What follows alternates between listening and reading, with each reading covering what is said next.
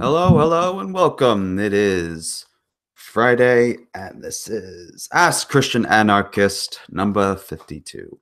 All right, we are here for the 52nd episode that we have so far. If y'all, I'll get to the introductions and a few on how to join and ask the questions.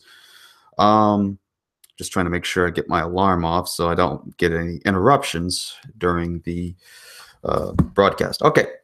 So, of course, welcome to Ask Christian Anarchist number 52. If this is your first time here, allow me to bring out the instructions on how to ask a question here. So, we have 4 different methods. So, let me just pull it up right here on the screen so that y'all can see it. So, okay, so if y'all want to join the actual chat I'm in right now, just go on over to Hangouts and ask for the link directly. I'm heading over there now to see if there's anyone sending out any messages to join. And so far we have none. So if y'all want to go ahead and do that, that would be the first time that one's doing it for this particular broadcast. Okay. So that being said, there's message me on Hangouts, or you can use the live chat on YouTube to submit your question, and we will get to it. Then we'll have the tweet your question with the hashtag AskCA, and that'll be the other means of asking the question as well. Also, we have a Discord server. The link is in the description. You can go there and join our Discord server, where you can also submit your question in the show questions only portion. And if I have time, I'll be able to join in the Discord for after party, since that's where we tend to move our after parties now.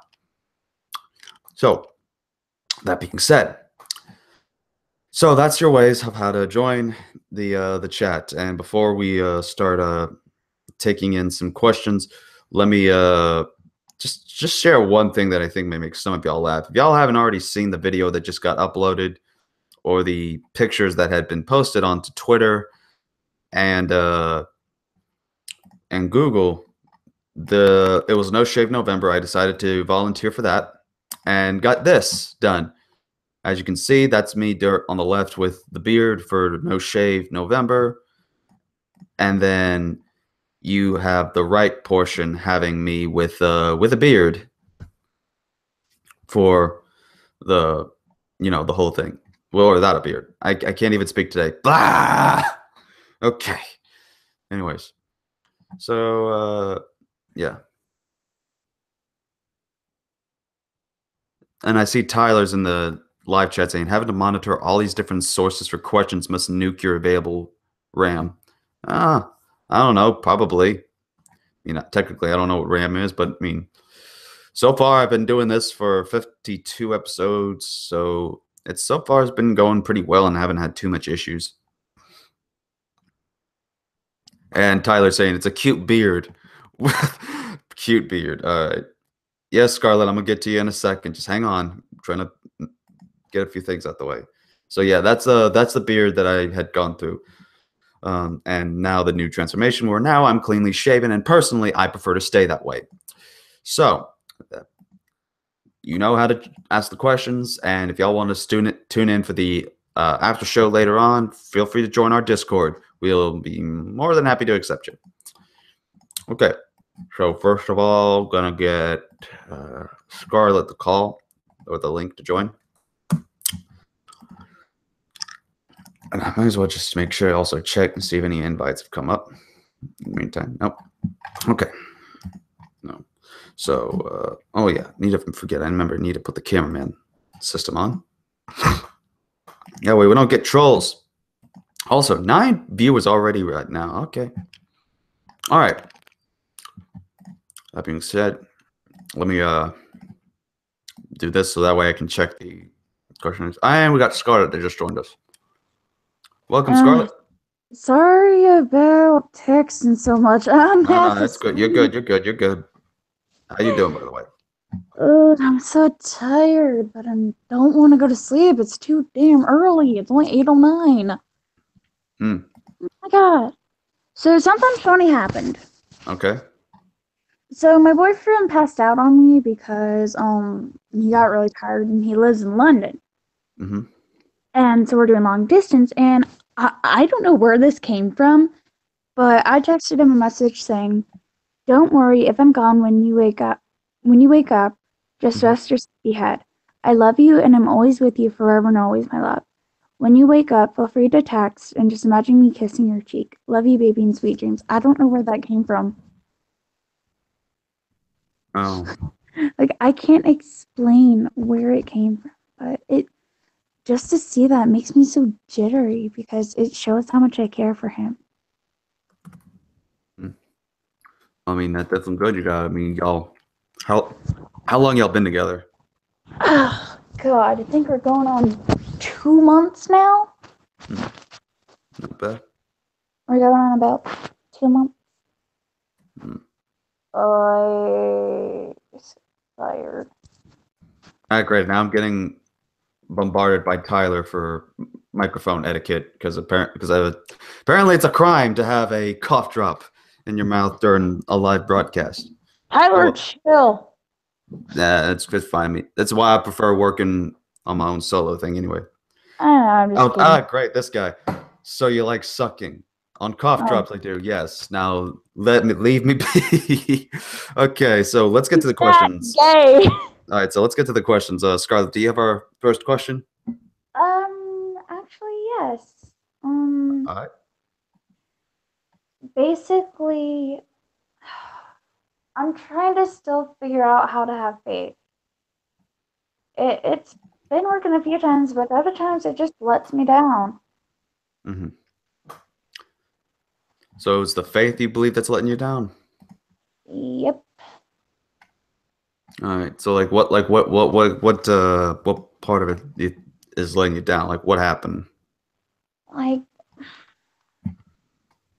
it's just my mind is fucking with me at times. Like, one day, Shay was just busy with college, and my mind took it a whole different way, and Faith took a wrong turn. Basically made me think, oh, he doesn't love me anymore. He doesn't like me. I've done something wrong. So basically, Faith was twisting with me. Mm-hmm. Right. I just didn't know why. Well, there are times where we deal with certain circumstances that are gonna make us, put a test to our faith that we're not going to necessarily understand at times or one know for the full extent how long we can endure. But I know that when we do put our faith in God and put our faith in Christ, we can endure through anything that is put upon us. So, for example, one of the recent tests that has come up for me that I've talked about before on here is that my grandpa um, is he's not in a good position and he's dying to the point that we know for sure he will not make it uh, by the end of the year. Oh, Sometime before then, he will pass. And I haven't had that much of a chance to know him because we rarely saw him in the past because he was far across in jail and he had gotten out about I'd say probably 2 or 3 years ago that he got out. that's like with my grandma. Like, she died of a disease that like one in a million, like one in I don't know how many people get. Hmm. It's one of those big diseases that it's like one in a million or one in 1,000 or something. My grandma had gotten that, and the only time I ever saw her was when I was really little because we went to the zoo with her. And it's my mom's mom, not my dad's. My dad's mom is alive, but my mom's mom, basically January 6th, if that's Friday, I probably will be crying that night because that's the night my grandma died. Hmm. But I never got to know her much because she lived in Montana and we live in Texas, so I never got to see my grandma much. Right. So that's kind of a thing I believe that is sort of a test of faith on me that some people and people that I've known that've been in my position have, you know, uh, always questioned. and thought that, if I'm putting my faith in God, why is this stuff happening to me? Why am I having to go through these problems, these endurances? Why are people suffering around me?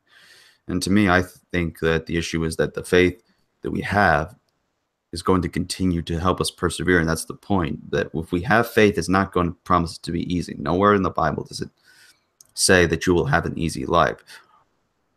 It just says it helps you get through it a little easier, but it's still going to be difficult. It does not change the fact that we're going to have a difficult time down the road. Mm-hmm. So, I mean, when something happens in your life and you feel like it's testing your faith, it's most likely going to. And as a result, just let it test it, and yet keep your faith, keep strong in it, to let you understand that it will not let you down if you hold on to it to the end. Mm-hmm. There's a perseverance of the faith that we have. Mm-hmm. Right. Sorry, And if anything, if you need help, you with more, my solution has always been to telling people just to go read their Bible to see what it says, especially in the book of Proverbs or the Psalms, because there was one time I read the Psalms when my sister had gotten into a bad incident that Hold on, caused. Christian. Huh? Hold on. My phone just alerted me. It's at 4%. I didn't know what was going on there for a second. Okay, we're good. You know those ones where your phone's like at 11 and it just goes, nah, I'm going to be an ass, and it jumps to 4, and then you plug it in and it jumps back up to 10. You're like, no, yeah, I know. Mine went from 30 to 4% one time. You're like, what the hell? Yeah. So my phone just did that. It went from 11 to 4. I'm like, excuse me? It'll do that. It'll do that sometime. So yeah. But thanks. I'll talk to you later. I'm gonna go try and get some rest and relax. Yeah, probably a good idea. Make sure to definitely get some rest. Talk to you later, okay? And get a cough drop.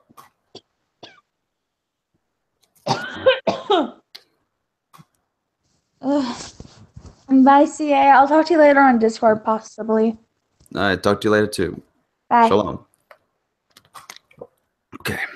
By the way, for Tyler, if he's wondering about the cough drop, it's dissolving pretty soon. So if you don't like me having that, then y'all can be glad to know that that's going to be taken care of soon. Okay. So we're going to be taking a look at some of the stuff on because I know that due to the fact they've actually had to cancel for a couple of nights, that what is it? That there's been some questions that have been backed up. So I'm trying to see what was being asked last. Okay, so we got one person, James. Hang on, actually, you know what? I got an idea. Tyler, here's something.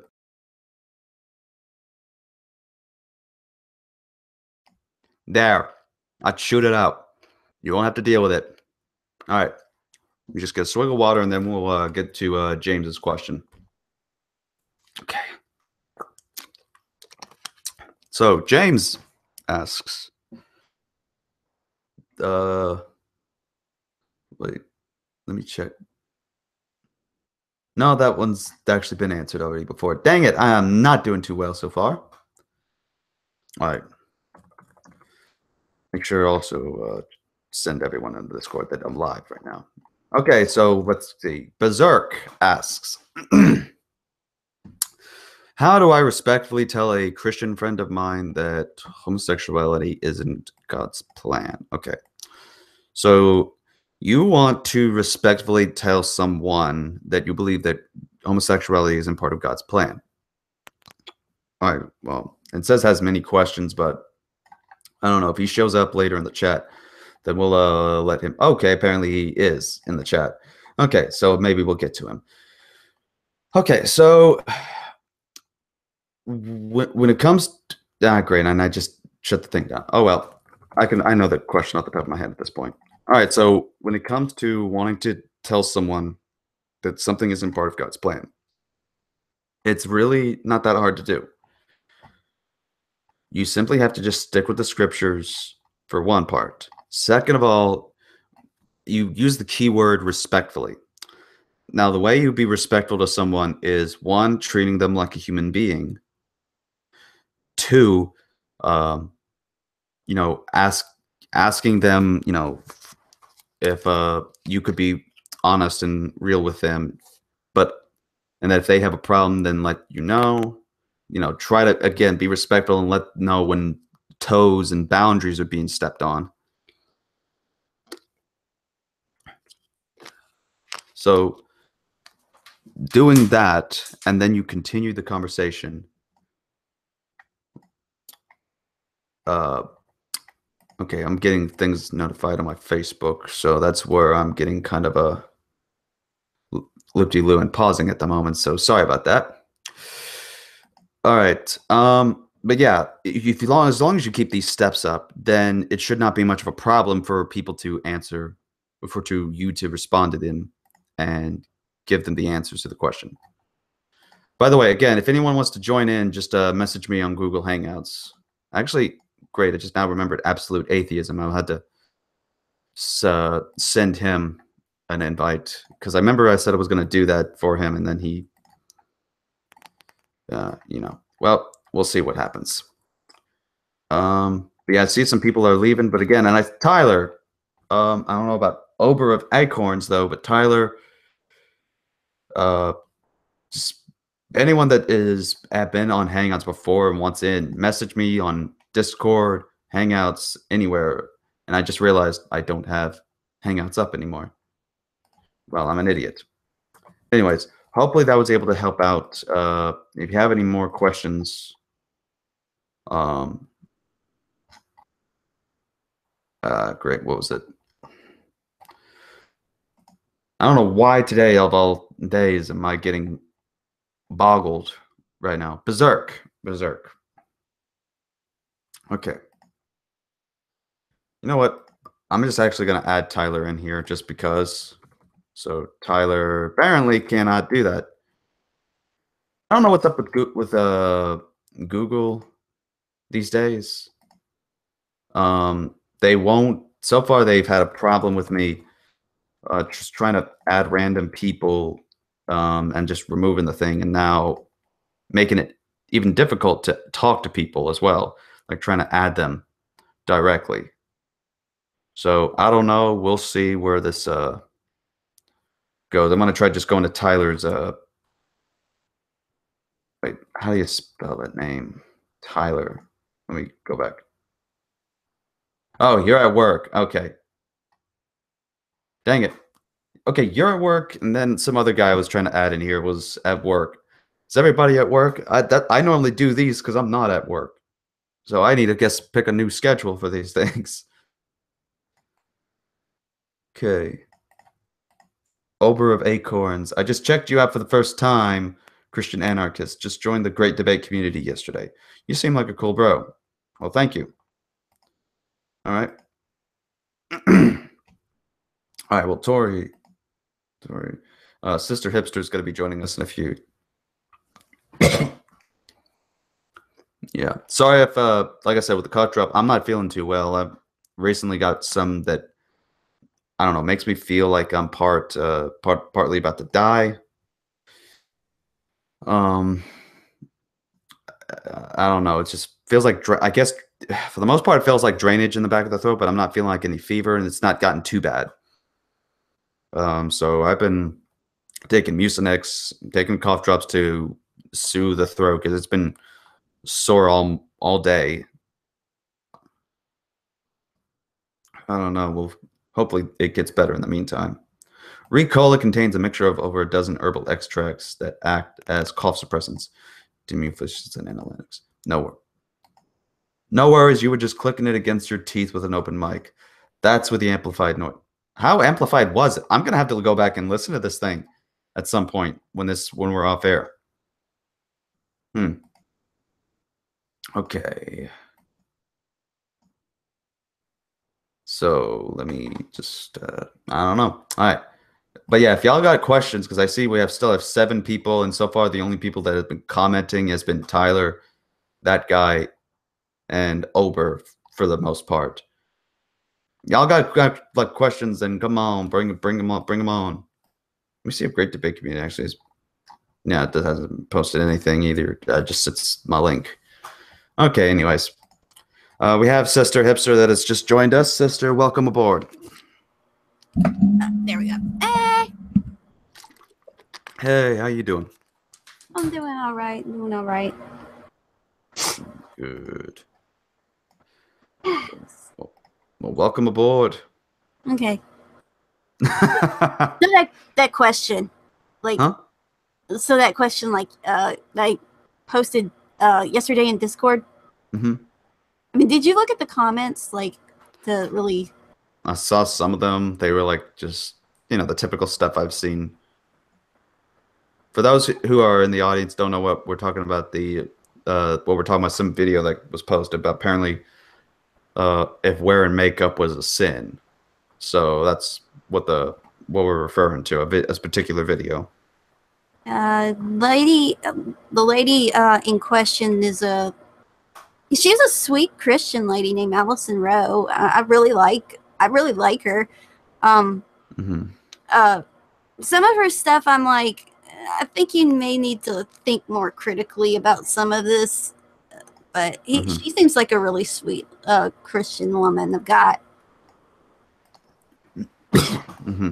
But she's some sort of I think it's a esthetician. Esthetician. Yeah, and she also speaks at conferences for singles and stuff like that. From what I saw, from what little I saw, but people were just being really dogmatic about her wearing makeup, and I was originally of a similar denomination where it was pretty much legalistic to a certain extent, but it wasn't as strict because it was such a large church with all different people from all different walks of life. But I just thought that was uncalled for. She uses the word religious spirit. I consider those types of people control freaks. Right. And I don't like associating with people like that. I've dealt with with a friend of mine who was new to the area, originally from Arizona, and she was looking for a church to go to, and she was wearing short shorts, and it was really hot, and it was summertime, and she her only mode of transportation was a bike. The ushers took her in the back and told her to almost in an impolite tone, the way she described it, to change, and she never came back. And I decided, if people are going to be that legalistic in nature, this isn't a church I want to attend to anymore either. Right. I'm sorry for the rant. That really made me very upset and offended by those kinds of people's comments of trying to control other people. And I was asking about this and with the Lord, and I was thinking, I felt like, you want to know? I felt like God was telling me, you know why you're offended by this? Is because you're bored and you think these people are boring. And you think these people are trying to put people in boxes. Right. Okay, so sorry, and rant. Sorry. Good. So, I mean, ultimately, I've kind of said, I mean, like I briefly just mentioned, women wearing makeup is not sinful. And the reason why I say that is because you can't show me a Bible verse concerning women where it says the use of makeup is in and of itself sinful. Then, because by that means then apparently, eating certain foods are sinful. Because if you notice Romans 14, 1 Corinthians 8 and 10, we read about these issues about whether or not if a person can eat certain foods that were not considered clean to eat. Paul goes on to explain this as there were Gentile converts who were eating these kinds of foods, but yet there were Jewish converts that would not eat these kinds of foods. So he says the best way to settle the issue is that, if this one thing's offensive to you, then don't participate in it. If you, as a woman, basically, if we were to make the connection to makeup, let's say, because the thing was about if you can't eat these certain foods, then don't eat them. So when that's done for that, then for other women, if they don't feel like they should wear makeup, then don't wear makeup. But at the same time, also don't prohibit other women from being able to wear makeup because they have that freedom. Just like Paul told the Jews not to prohibit the Gentile converts from eating these certain foods because they had the liberty to do so, and noted that they would do this to honor God. And I think that there are some women who, to this day, just use makeup to, can be thankful to God for certain things in a way that they use it to honor Him, not in some. There have been ways that it's been abused. I'm sure in what the intent is for, but there are ways I think people can also use it to honor God as well. I mean, plus just simply giving thanks to God for the makeup as well. I mean, when people simply do that, I highly doubt there's anything then pagan or wrong or sinful going on with wearing makeup. So that's why I kind of just briefly mentioned it in the chat, is because I found the whole thing ridiculous. When people's trying to say, hey, wearing makeup is a sin. Well, then driving a car is a sin. Then eating certain foods is sinful. I mean, there are certain times when things aren't quite mentioned fully. And so, I mean, really, there is no mention of cars in the Bible. So should that say that we shouldn't drive a car or anything like that? It's just like there's no mention about makeup in the Bible. Was there anything? How is it sinful? Yeah. So that's my rant. Yeah. I understand that there's some guys who are really shallow in nature and they're simple. Mm-hmm. So when you take off all of the makeup, they realize, ugh. And there's some guys out there that are like that and prefer women to be fully dolled up, and that's just unrealistic to have that at all times. And yes, there is some connection to vanity, but I don't think necessarily in her case. No, I do think she's doing it for the glory of God. Mm-hmm. Yeah.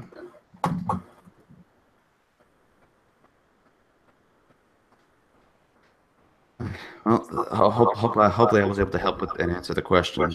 Mm-hmm. If there's anything you need me to go over, I'd be more than happy to. What about what do you know a little bit about Jezebel in the background of this Bible character? Jezebel. Yeah. I haven't studied too much into Jezebel, so I won't be that much of a help on it at the moment. Mm-hmm.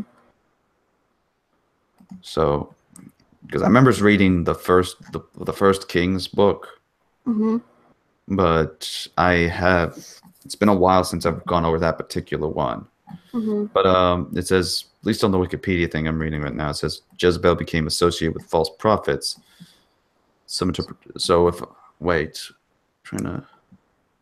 Okay, now I remember. She was she was the wife of a particular king, and she was kind of jealous of or rather angry at one of the prophets. I forget. I think it may have been Elijah. Yeah, it was Elijah. Yeah. So all I know is that she kind of was a rather hateful kind of person, and that she ended up dying by being thrown out of a window, and was being feasted upon by stray dogs. Yeah, that's pretty much what little I know of her. Yeah. So that's all I'd really have. I mean, I don't know what kind of background information you're wanting. Like, they kept accusing her of having a Jezebel spirit, which I think what they mean intentionally is a spirit of rebellion, which I'm like, no. Mm-hmm. Yeah, well, I don't know. I think people just use names a lot these days just to say something, and I don't think they honestly know what to do. Jolly Jimmy asking how to join. I know you on Twitter, so just message me directly on Twitter, and I'll get you the link. All right. Hope that helps out. All right, we're gonna check to see if we got some other questions in the live chat, since there's not much on Discord, and also thank you for that, sister.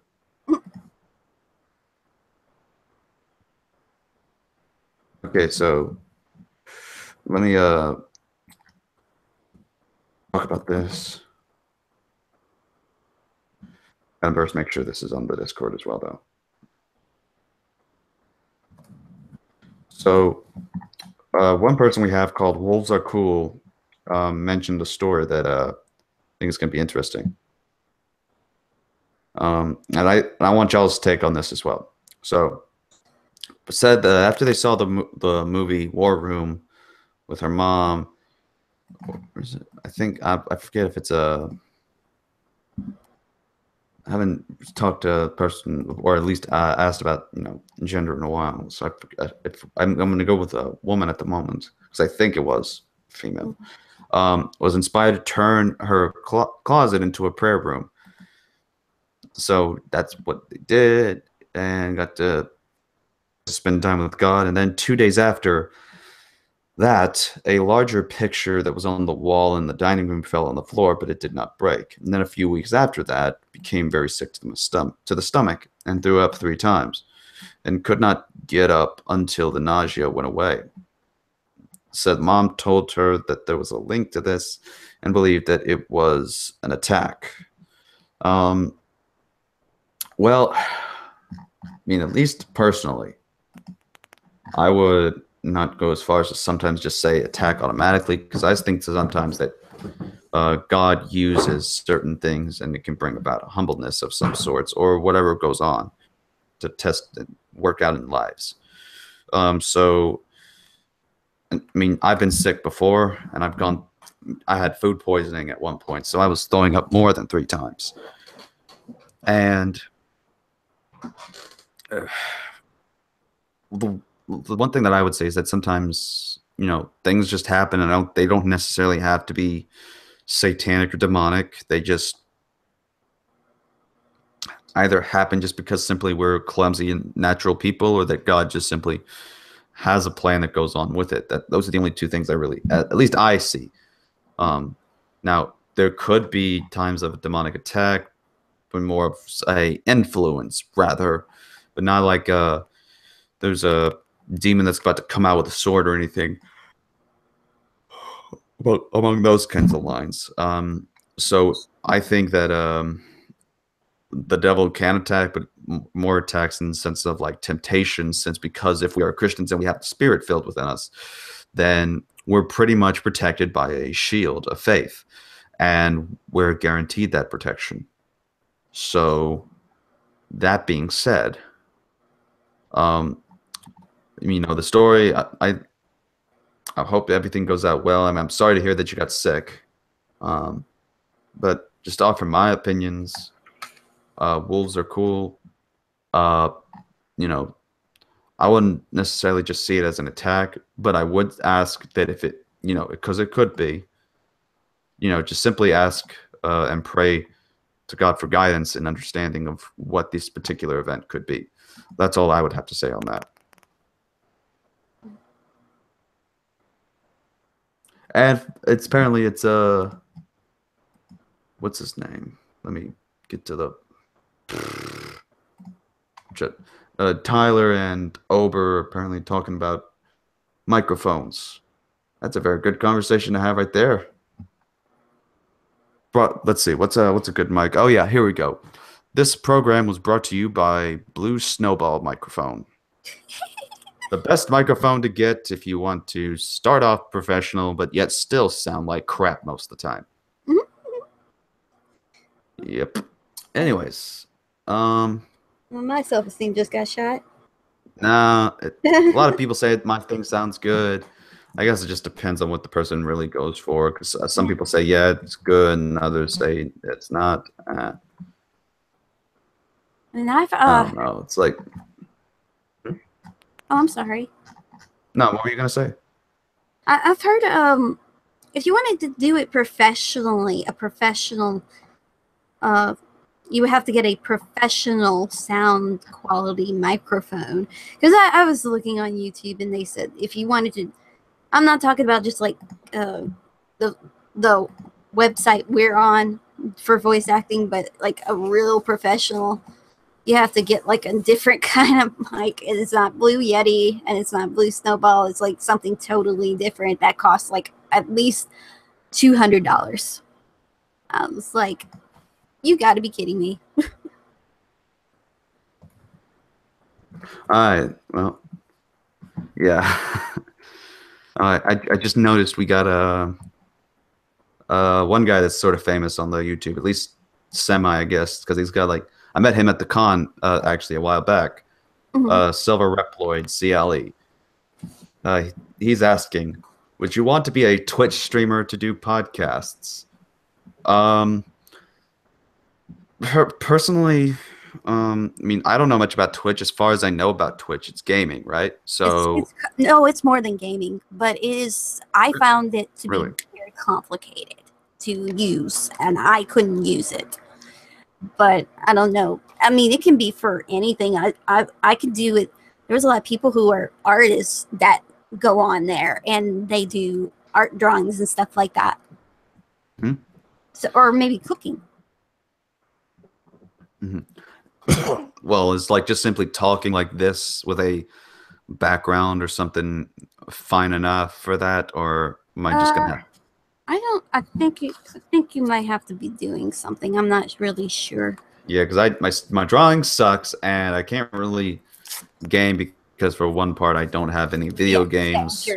Your condition.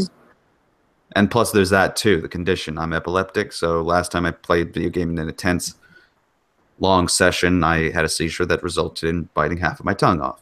So that's the one thing I cannot do. If someone manages to invite me in a way that I can like talk alongside while someone else is playing a game, I can probably do that. But I think I won't do my own show. I think you may need another program, OBS, to stream anything. I think that's what it is. Y'all know? Yeah, I don't know. But either way, like I said, I'm not gonna really get much into it. If anything, I'll either go to this YouTube, VidMe, Sermon Audio, or maybe even SoundCloud for a podcast. Like that would be the only other solutions that I would got. Great. Now hold on a sec. Yes, boogers. No, it's even worse than boogers. It's terrible. Yes, not. Even worse. I don't even know what it is. Slime challenge. I guess it's still drainage or something.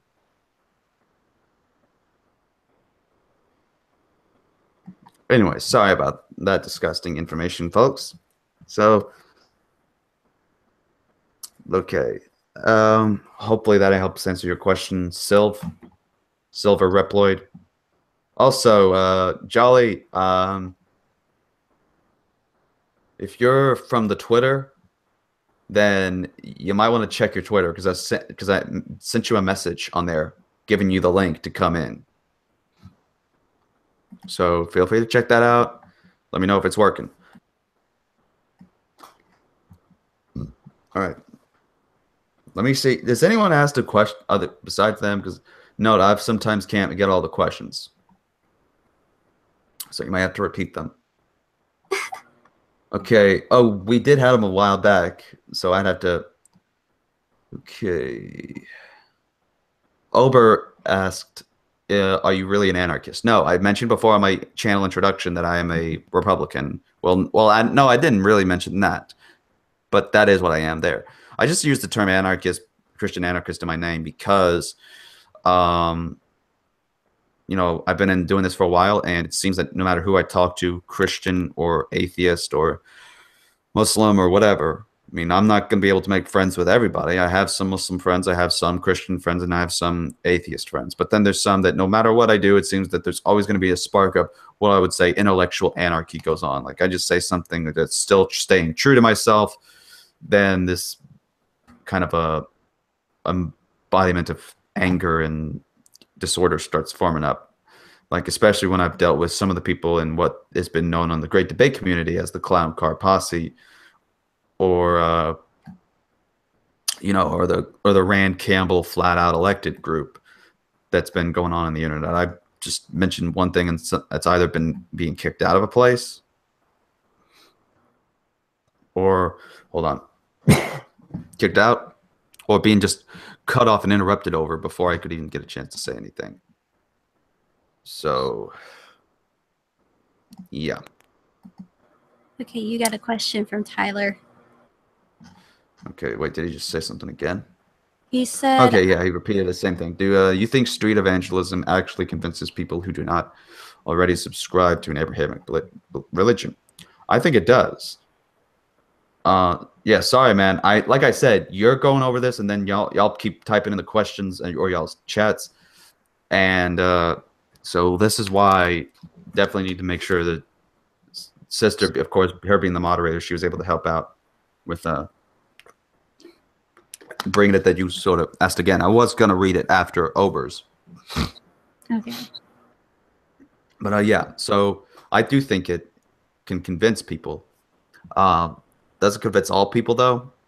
But it most certainly can still be used, and some people can still, be convinced of the truth of the gospel through street evangelism, even though they don't already subscribe to a Abrahamic religion, rather it be a Judaism or Islam or any of the other Abrahamic beliefs. I mean, I don't see how or why there would be any limits between, well, just rather if someone was already in that Abrahamic belief, they'd have some kind of base understanding, or that they would go somewhere, that, I don't know. I mean, to me, I don't think there's any much difference in whether if one's a Muslim or a Jew, why that would make it any less difficult or any more easier at all to, or any more difficult rather, to convince them of the gospel, whether if one belonged to the Abrahamic religions or one did not.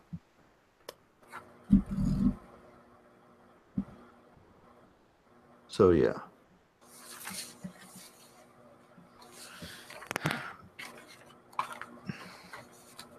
Yeah, and Keyblade says, as long as you're not yelling at people, correct. I'm not going to be yelling at people, and I'm actually going to be doing street evangelism pretty soon, where I'm at. So we'll see.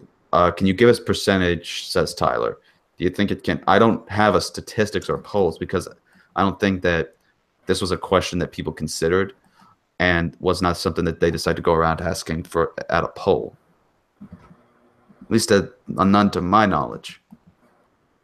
Do you think you can convince 25% of people who hear street evangelism that what the street evangelist is saying is true?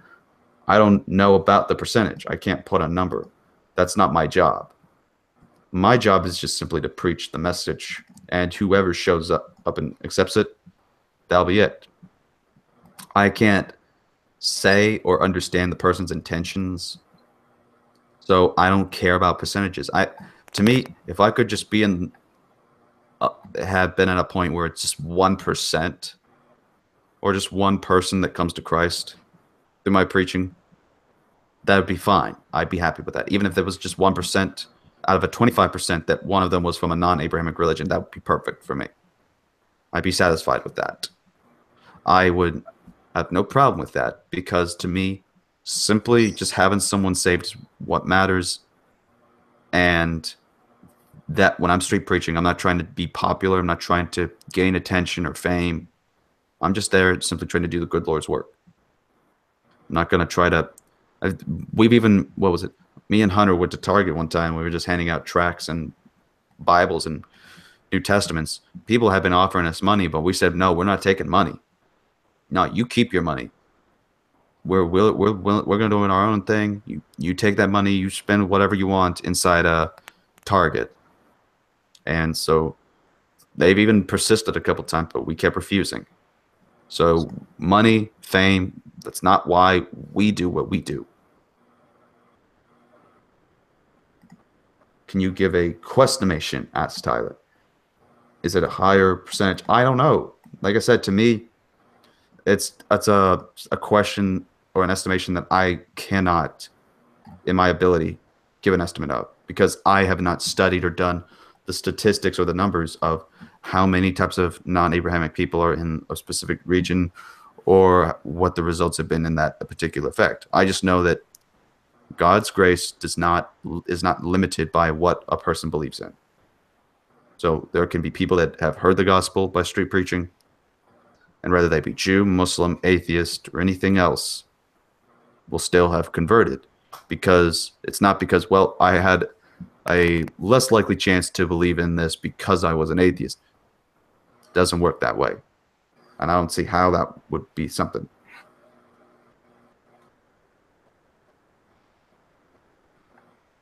It is a higher percentage of people who are. Is it a higher percentage of people who are convicted versus people who have their day disrupted or possibly have their evangelist related PTSD set up? I don't know. I mean, again, I really don't understand the question at this point.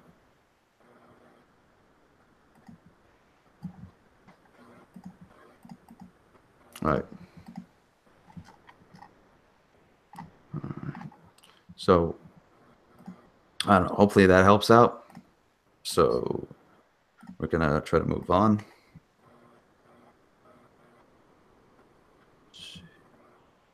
Keyblades Zemnis asks, do you think discreetly through media like video games, animation, people can convey their philosophy and actually change someone's perception through that? I think they can. I mean, you have some forms of outlets that provide a projection of certain philosophical ideas and political ideas at the same time. And this isn't just in video games and animations. I mean, this has been well known in books. Like Oliver Twist, Charles Dickens used this to help bring about awareness about the issue of homeless children on the streets. That helps to bring about a revolution at that point to help actually start caring for other people. The Common Sense, the book written by Thomas Paine that helped the layperson understand about politics and then understand what they needed to get involved with trying to be in government. And ultimately, this was at least from what the history books have told me, was kind of the thing that became a good starting point towards the revolution, to help people start seeing and realizing that they wanted to be a free nation.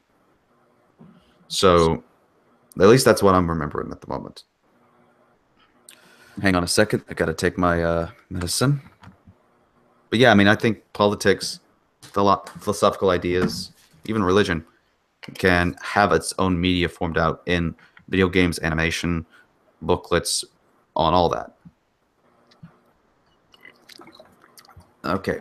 11 people that have been watching so far, please just know that you don't have to stay in that live chat.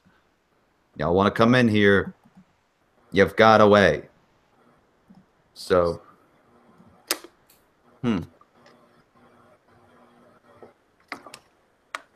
well, one person's been trying to get in.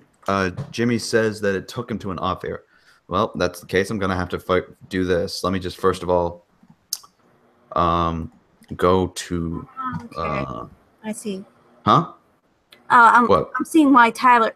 I wish I could have asked him why, but he seems to have given a good reason why he asked this question. Oh, yeah? I've had to counsel people who have severe PTSD due to abuse or abandonment inflicted by hyper-religious evangelists. Seeing a street evangelist can set off their PTSD, causing immense stress both psychologically and physically, is causing this reaction in bystanders and acceptable risk to take in order to evangelize in public.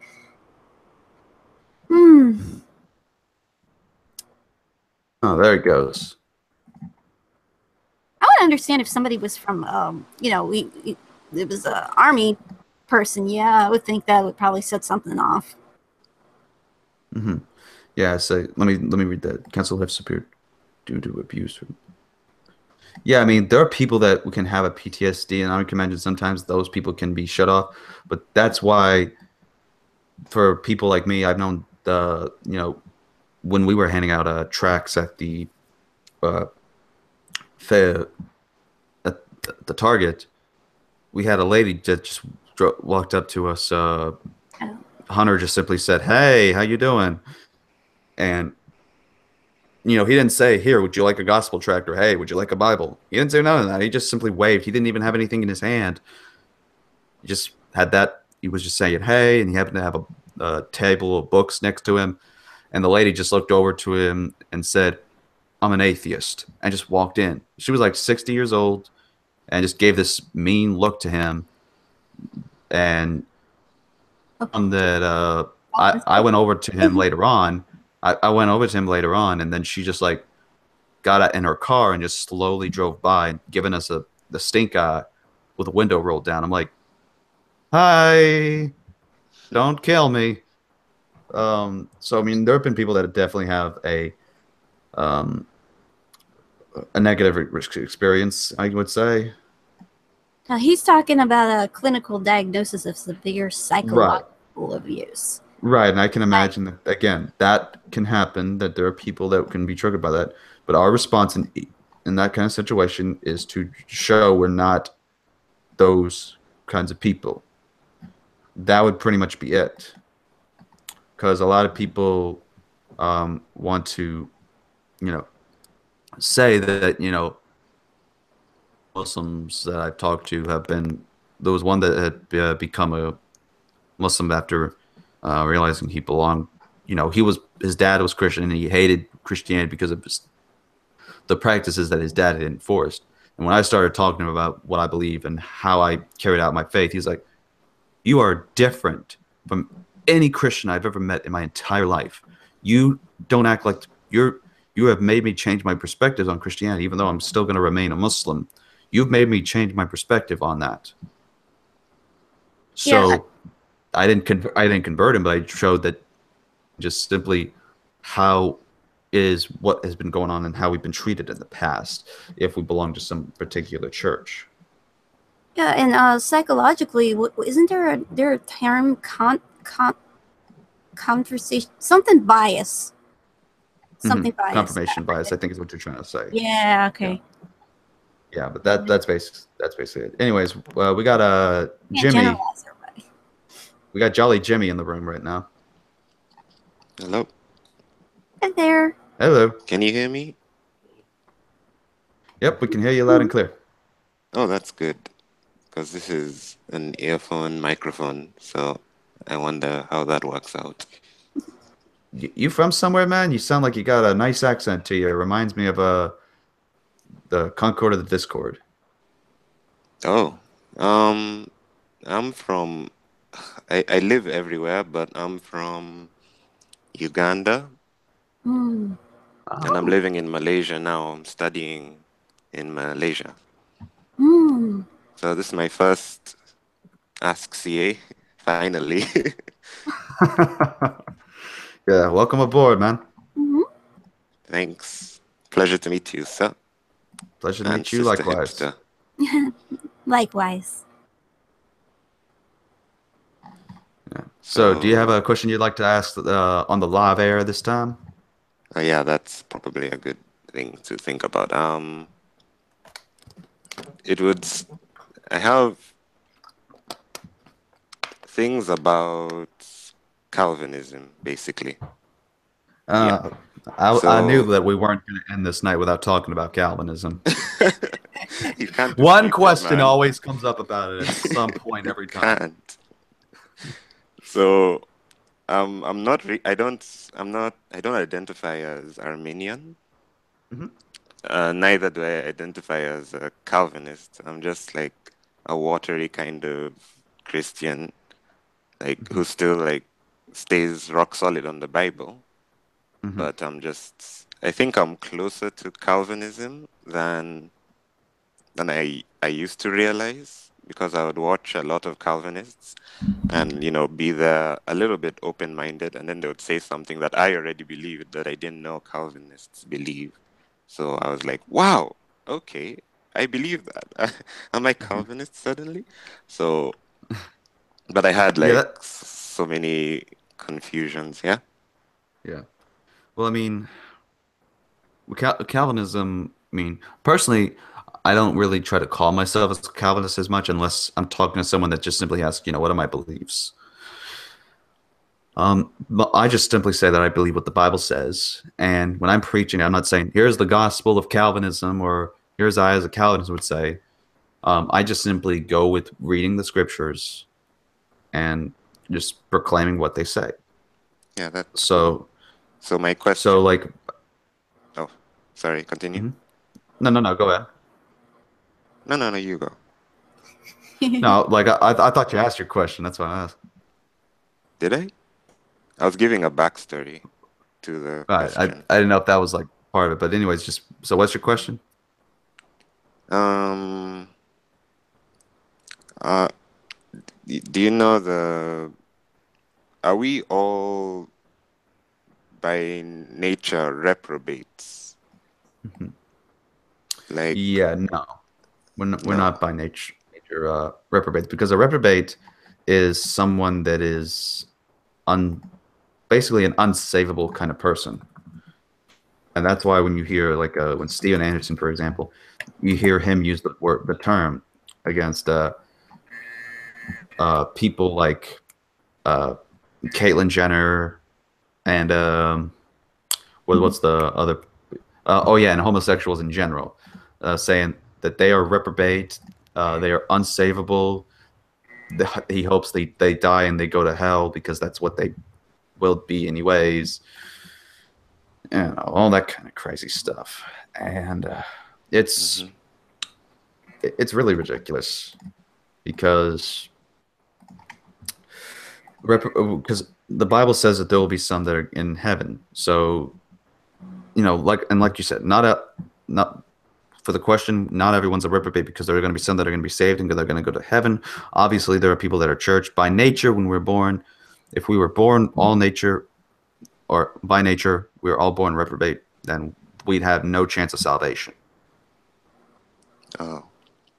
Now, we are born with a sinful nature and are born and stand condemned while we're still alive. However, in that regards, then comes belief in Christ, which then that's something that's predestined to occur. We're not.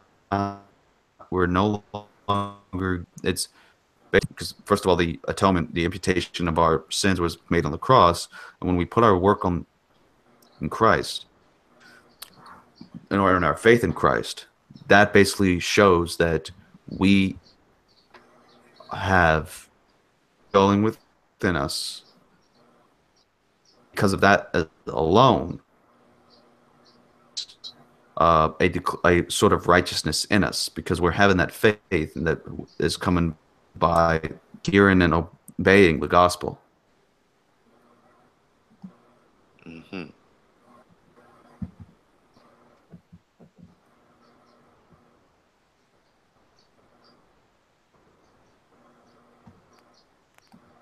So that would be kind of my whole thing, is just simply that we are not all born reprobates.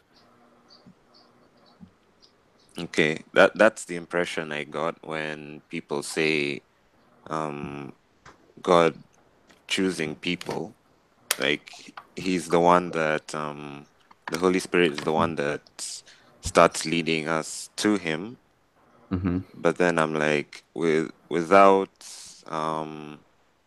free will, because I think our will has something to do with it.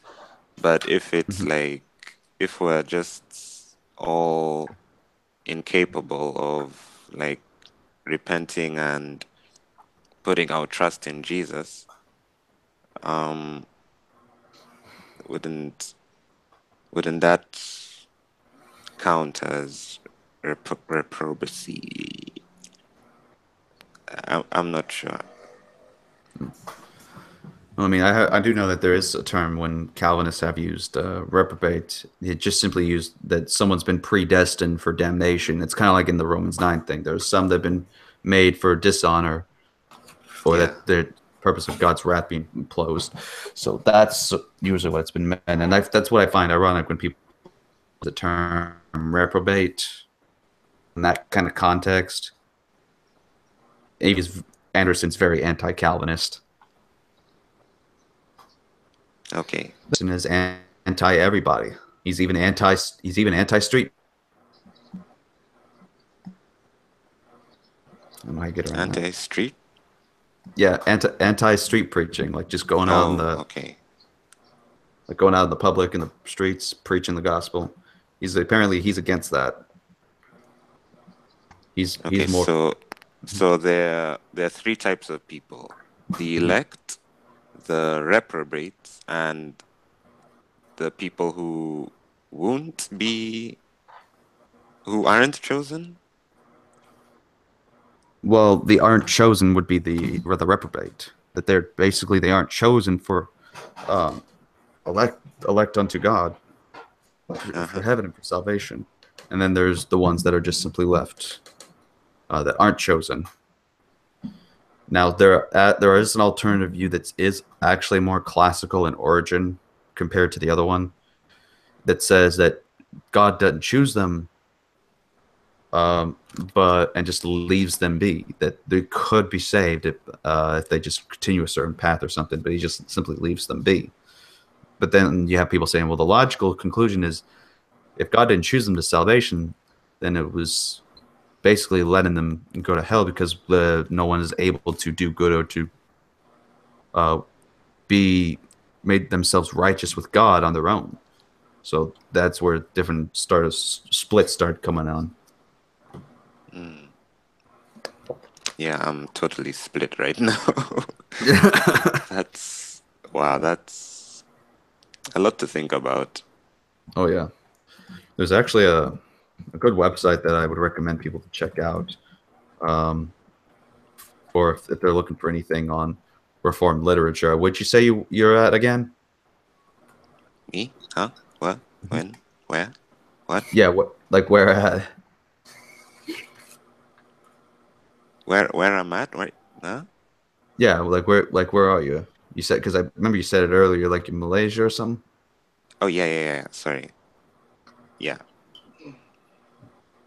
Yeah. I'm trying to see if I can. Is it still Friday for you? Yes. Oh, yeah. I'm in the future. Future. I'm from the future called Saturday, here to ask my question. Well, unfortunately, they don't have a thing in Malaysia, but there's a place called Chapel Library, where mostly because they do have places elsewhere in different parts of the country that are able to ship the literature around. But if you go onto their website, Chapel Library, I'll send it to you on Twitter. Okay.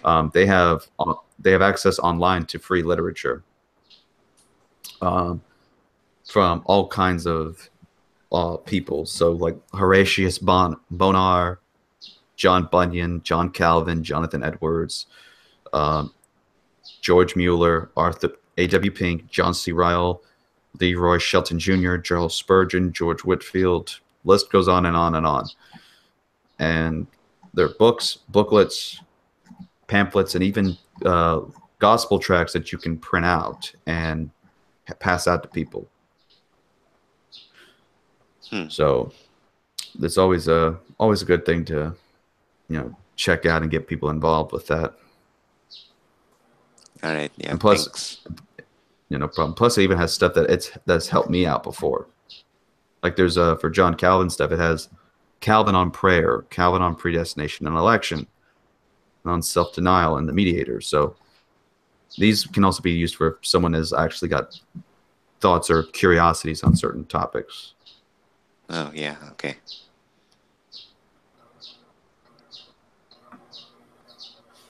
Right. Thanks.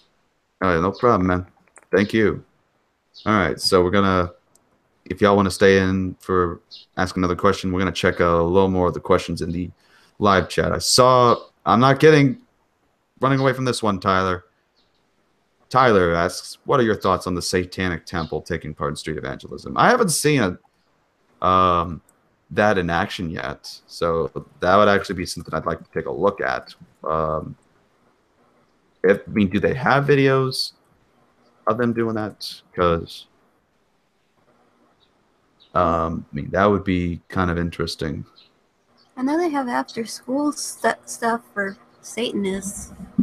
Yeah, but I did hear they were recently going to try to be, kind of acting like Christians in how they do things, especially like street evangelism. Mm-hmm. So I'd have to see the videos for that. Would you like to worship Satan? Hello, would you like to know about the one and true ruler of this universe? Hail Satan. Okay, don't laugh. It's offensive. They take it so seriously. There's some that might, I don't know, because I know some people, that's what I think most of it is, because, especially the Levian Satanism has been it's just basically making atheism a religion kind of thing. It's just more of a organized practicing kind of thing, but it's also a bit more of a philosophy at the same time. Oh, yeah, because they're not necessarily worshiping the... There are a minority in that Satanism thing that are theistic Satanists, though. That's for sure. They're crazy. Okay. That's what they make the horror movies about. They probably live in New Orleans or something. And we got, Calvinism triggered. I feel like Calvinism is kind of confusing to me. It seems to defeat itself, but I'm not sure. Well, I think it defeats itself. I'll tell you what, good sir. I'll just... Was that a question? No, it wasn't a question. It was I'm just making a statement or reading a statement because he says that Calvinism seems self-defeating. Sir, if you want to know if it's self-defeating or not, I'll tell you what. Go over to Chapel Library, which is the website we mentioned earlier, chapellibrary.org. Get some of the stuff. It's free, and you can check it out for yourself. And bada bing, bada boom. Then you can test whether or not of what they say of the scriptures, especially the one about the doctrines of Calvinism, or known as the doctrines of grace, in the Gospel of John. It seems to be right there, mate. But hey, just my opinion. Okay, now that brings up a really good question I think I could ask you. Oh, yeah? Well, I'm challenging Calvinism. With all the shootings that have happened, was that also predestined? Mm-hmm. Everything has been predestined that has occurred in the world. And I was actually asked this question a bit yesterday about certain things that have happened. Why does God let bad things happen? And I say that it's been preordained. There's usually always going to be nothing goes on purposeless, because with the atheist, for example, when bringing that kind of objection, according to them, we're just there is really no meaning or purpose that is objectively going on. That it's kind of whatever we want it to be. That there really is no purpose in general. And so, for me, if God uses things and works them to the better good at times. So, like, for example, Joseph being sold into slavery in Genesis. Mm-hmm. This happens, and according to him in Genesis 50:20, he reveals to his brothers that, what you intended for evil, God used for good. So, and what that meant was that when he was sold into slavery, at that time, there was about to be a famine, and that God used Joseph to be this prophet who could help prevent a famine for Egypt, so that while the famine affected other areas, a lot of people would go to Egypt so that they then may buy the food from there so that they may still live. So if it wasn't for Joseph being in this particular area, lots of people would die due to famine. So that would be a terrible way to go, by hunger, by famine. And Joseph was able to help prevent that by being in a certain place at a certain time, and it just so happened to be using the form of slavery to get there. And I think that even then, otherwise, certain good things can come about even by tragedies. Like my brother, he had a friend, and it was his most bestest friend in the whole world. Mm-hmm. And this was at a time where he was trying to separate himself from the family that he thought, didn't need me or my dad, my mom, who was kind of like, just, barely got a chance to know him as much. And he was sort of acting a little spoiled, acting a little, kind of against the grain, against all of us. Mm-hmm. And one day he finds out his bestest friend had died due to an overdose Mm-hmm. on some prescription. No one knew what was going on. Some suggested it may have been trying to get high. Some suggested suicide. We don't know. Oh. We don't know. So what happened after that is that there wasn't much that he had for friends at that point. Mm-hmm. And the only people that were willing to be there, or that were there at the time of the funeral and such, or during his time of crisis, was his family, was me, was his sister, was his dad, that had been, having to go to having to be out of town just so that he could provide for a family. And he started making amends, and I remember, I think it was like a weekend. There's just 3 days. We decided that while we were out of school with our dad, and just ate some pizza, explored the sights of the town, and kind of helped build a bond together. We kind of developed more. Now me and my brother have a laugh every now and then. In fact, once a month he'll call me. Mm-hmm. And so it's we have a very different relationship than what we've had during our years in middle school and such. So, I mean, God used a moment of tragedy to bring about a point of bringing a family back together, to show that when times we'll Mm-hmm. still be together, because it will be part of God's plan to bring us together. It's kind of like that song, "Will the circle be unbroken?" Even in times of tragedy, will the circle be broken, or will the circle be unbroken, stay united? Will we as a family stay that way? And I think that's kind of what happened. So those 2 moments, biblical and real life, I think God uses and is in control of what happens, and can use these things to bring about some good. Maybe sometimes we can't see them at the moment,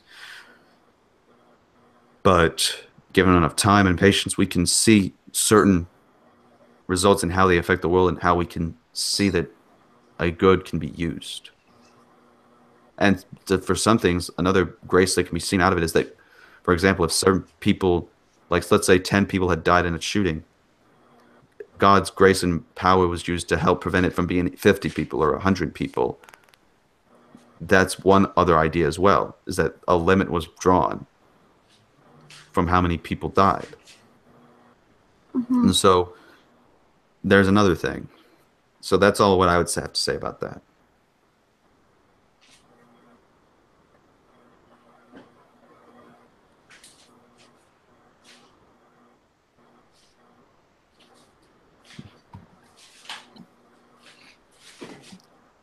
Any other clarification you want to ask on that one, sis, or is that? No, but Bob brung up something. Yeah, I know, Bob. He wants in. He knows how to get to me. Push your buttons. Okay. No, not push my buttons. Like he knows how to message me to get in here because he's been on the show before. Okay. In fact, I'm just gonna, I'm gonna tag him, and right here, give the link, and then boom. We'll see where that goes. So send it to Double A, and he's not in here yet. All right. But yeah, I mean, so Bob said, so God killed a guy to bring your brother home. Not simply that he killed him, he allowed it to happen.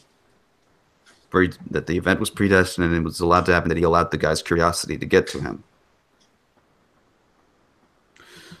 So, yeah. And he uses, People like I like said, to uses bring all up kinds that of good. point a lot. About a good, or certain evil events that have happened to bring about a good, just like what happened about the famine that I mentioned concerning Joshua. What were you going to say, Jelly? People like to bring up death of a human being a lot. So, and I've been thinking about that in terms of God as an immaterial being that's not human. How can we assume that he finds a death of a human as emotional as we do? Because he sees both flesh and spirit. To him, it might not be, in fact, even to the spirit of that human being, it might not be as a bad thing. Like, you talk about God allowing so many children in the Old Testament to die. It's not, to them, at that moment, it could be horrible. Like, if you take a child to get a blood check or something, a blood test, or heck, if you take me to get a blood test, like, the child will, like, yeah, there's going to be pain, suffering, and death is going to be horrible, and everyone's going to mourn. But that child is probably happy in heaven or stuff like that, and would have preferred to leave the world anyway. I think, was it Job, the book of Job? No, Proverbs that talked about that, where it's like, it's better, no, not Proverbs, Ecclesiastes, sorry, getting my Bible mixed up, where the author, whoever he was, talked about it being better for a child never to have been born.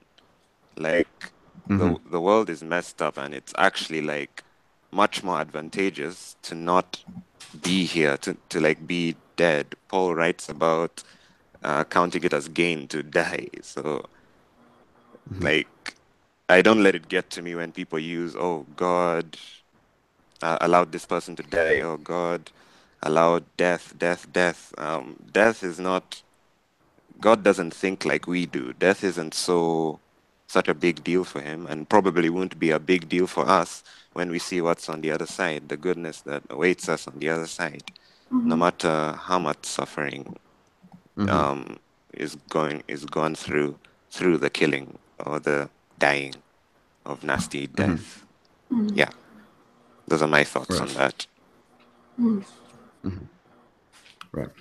Well, I don't know about that. I mean, if death wasn't such a big deal for God, him sending his son for a sacrifice to die on a cross isn't a big thing then. Like, what do you mean by that? Well, the way he explained it is like, death isn't a big thing for God, right? It's not a big deal like it is to us, but For those who are the humans. yeah, well, I mean, if it has to be a big deal for God. I mean, if death isn't a big deal for God, then the whole thing about him sending his son to be sacrificed on a cross is Jesus pointless. and human beings like us are totally different concepts, though. We're two different examples. Yeah. Because Jesus isn't being saved or having a redemption, and we ourselves cannot redeem our own selves even by a means of being martyrs. The only one that's able to do that is Christ. So that's why his death, it can be a big deal, but other people concerning the issue of what he was trying to say. Perhaps That's my what's the difference. wording wasn't so good. Yeah, maybe he was right on that. I didn't mean to like offend or say like it's something that shouldn't be, that you should be apathetic to. That's not what I was going for. So maybe I used the wrong word there. Because Jesus himself cried when Lazarus passed away. So I didn't mean no big deal as in an apathetic kind of thing. But not as, it's not as bad as we think it might be. And he knew that when he sent Jesus to the cross. He was thinking about the glory it would bring Jesus, the glory it would bring him. Not to say that he was apathetic and used it as just a tool or a calculation without any emotion, but that he was thinking of a bigger picture.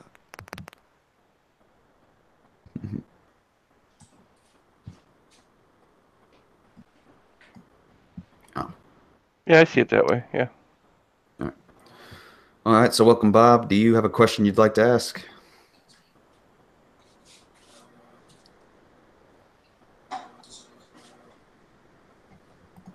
Bob, you there? Okay. You go bye-bye? I don't know. He may be AFK as soon as we said something. Okay. All right. So I guess till then we got the Adventist Hermes in the Hangouts. So Hermes, you got a question?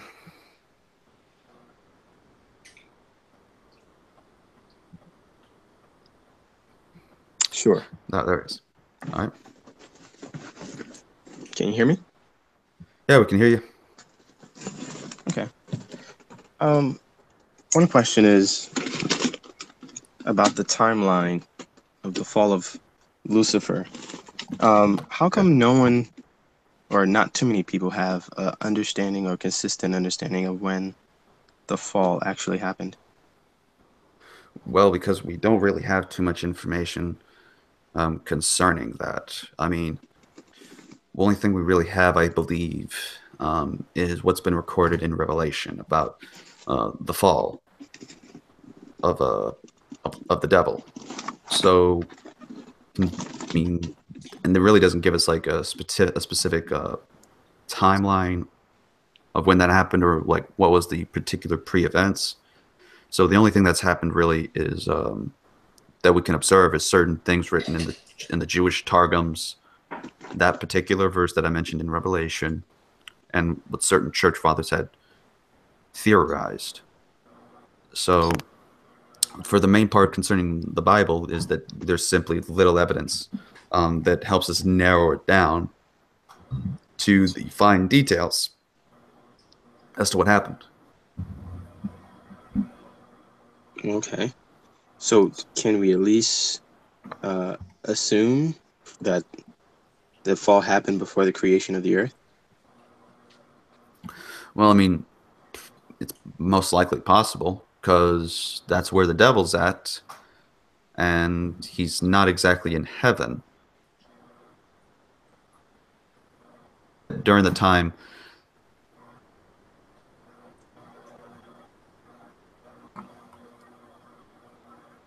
started going about, it seems that being kind of cursed here.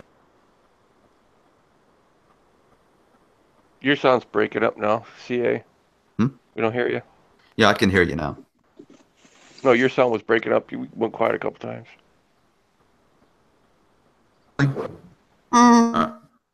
He's a deep thinker.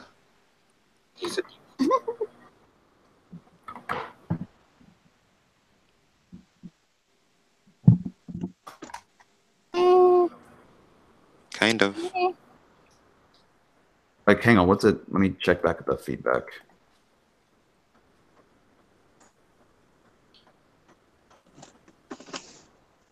That's strange. Yeah, it All seems right. like you're like your bandwidth or something. You know, we can hear you for a little bit, and then you'll drop out, and you'll come back in. And Second, let me try something.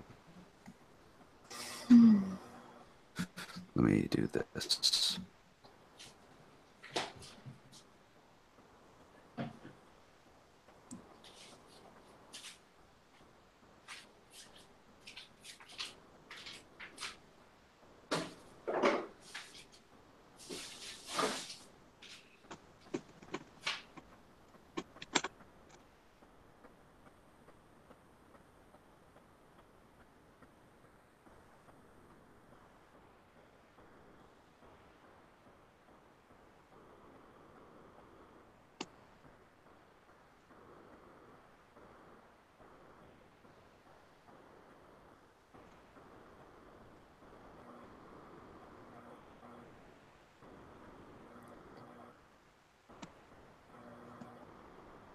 it's so quiet.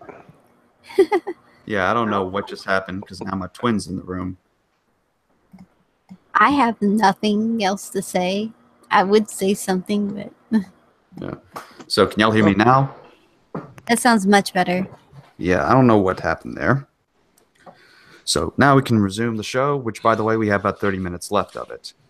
So if y'all got a question, make sure to Well, Stepper has one. okay, side.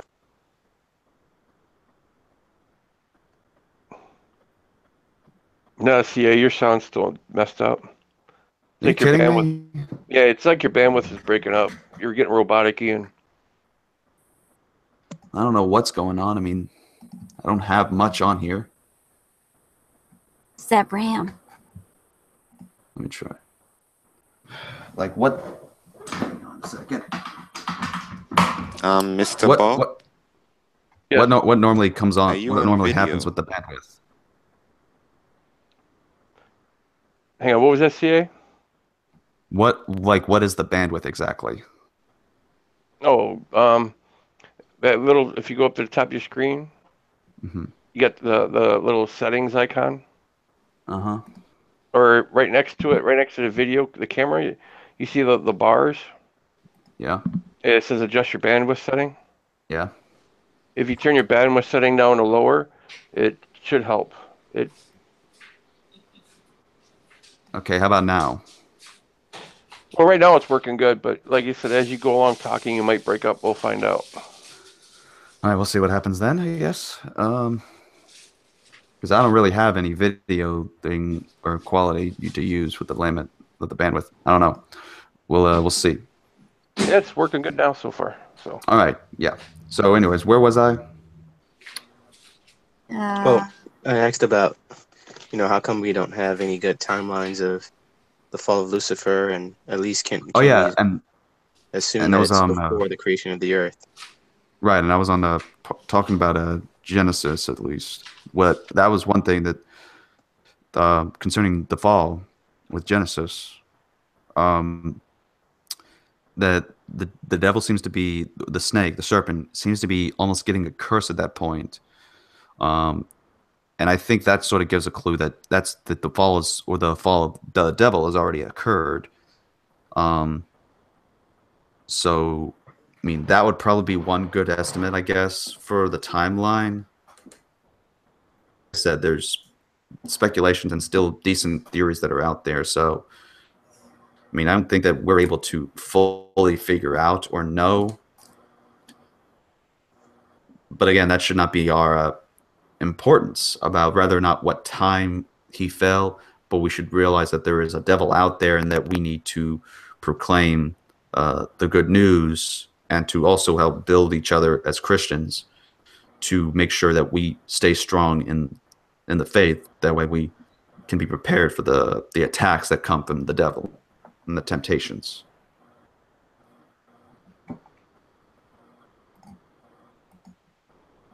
Okay. All right. That being said, Yeah, see, thank you for your question. Yeah, with the whole Calvinist thing, it's like when you were talking earlier about your brother and that, where Mhm. God has a plan and He wants things that work a certain way, but then it's like He doesn't know what's going to happen, and He kind of just uses things that happen. I mean, No, I does didn't He say know that. what's? Well, I mean, but that's kind of what it sounds like when you say, well, He used the tragedy. After it already happened, He Yeah. used that tragedy. No, I didn't But then say it's like, I didn't say after it happened that he used the tragedy. so He designed that tragedy. He predestined the tragedy. I mentioned that before. Yeah, so he killed your brother's friend just to bring your brother back home. Say again? Well, in that story, your brother's friend died because your brother was drifting away from you. And then your brother's friend died. Then your brother came back to the family, more or less. So God killed Mhm. your brother's friend just to bring him back to you guys. He didn't kill him. Well, I mean, if it's all predestined and God predestined it to be that way, God predestined for that guy to die, so he would come back to you. How can that not be the way God designed it to be? Because that's not what it does. When certain things are said, you're not the one that's physically killing something, but rather something else does. God said prevent doesn't mean that he's there. Hey, I'm God. I'm holding a sword. I'm stabbing you. I killed you. No, he predestines a certain person that's there that ends up killing the person, whether it be in war, rather it been someone that is a thief that ends up killing somebody, Well, yeah, but and that's that'd be the them same. that kills. Yeah, but that's the same thing as me going down the road and cutting the brake line on a car, and then that person dies, right? I didn't shoot them myself with a gun. They Hmm. drove the car and got in the accident and killed them, and died that way. But I'm the one who cut the brake line to begin with. The same thing as your God. You're kind of saying, to me, it sounds like you're saying your God sets the things in motion. He sets it You're all. He breaking up a doesn't. bit, Bob. No, I think you're the one. I don't know if it's you breaking up. Is anyone Maybe. else? Does anyone else hear him breaking up? I No, don't. no. No, see, hey, you're still breaking up still then. Let me try this then. All right. My Hey, bandwidth is Mr. very Bob, I low. was asking if you're on video. Yeah, maybe I could turn my video off. Maybe that'll help. Try All right. that. Yeah. How about now? Well, it's working good so far. Looks like last time it might change a little bit. We'll see. All right. So what were you saying? Well, I mean, you said God predestined it, so He planned it. He put the puzzle pieces down for things to work a certain way. Hmm. How can that not be Him killing your brother's friend? Because that's not how the whole thing works. Like if I have a So, I have a mouse trap set up right now, and I'm not killing the mouse. The trap is. The credit goes onto the thing. Even though I have laid out the trap, I'm not the one that has a control so over your the trap. so it's just your God's a co-conspirator. It's just like if somebody hires somebody to kill their husband or spouse, right? Husband and wife. No, there's They no didn't actually do the co-conspiring. He murder. doesn't conspire or work Well, or operate I with mean, people. It's like the same thing with grace. He doesn't coerce in the coercion of grace, like saying, "Hey, would you like to be saved?" Okay, I'll give it. He gives his grace and mercy to people that, for one, don't deserve it, and two, that it's a free gift that he offers and just gives it to them. the free gift, that whole free gift thing it's not a free gift because he's the one that designed it to work this way in the first place. So he Well, how is made it it. not a free gift? He set the rules in place for this to happen. So it's not like a free gift, right? Well, how is it not a free gift for salvation if that there's no requirements for people to earn or work for the merit of the gift? Well, we'll get to that in a minute. Let's go back to what I was talking about, right? Well, that was So what you if meant. What I was talking about by the issue of gift. I know, but let's talk about like I don't want to.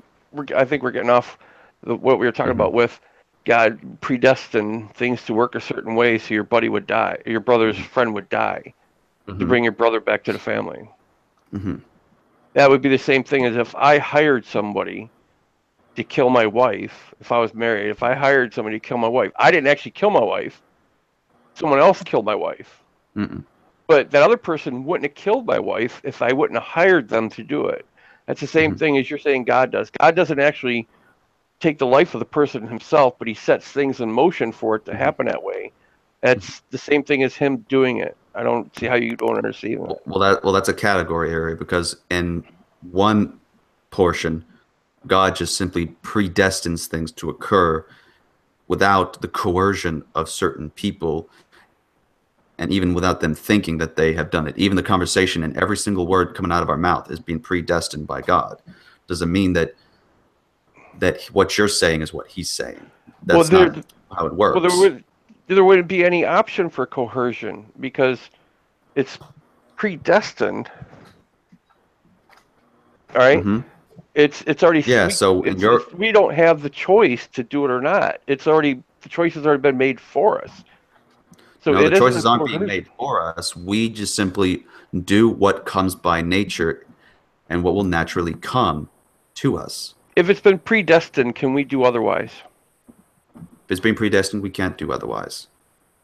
Okay, so if it's predestined and we can't do otherwise, but it's not that it comes naturally to us. It's the way we are programmed, just like a video game.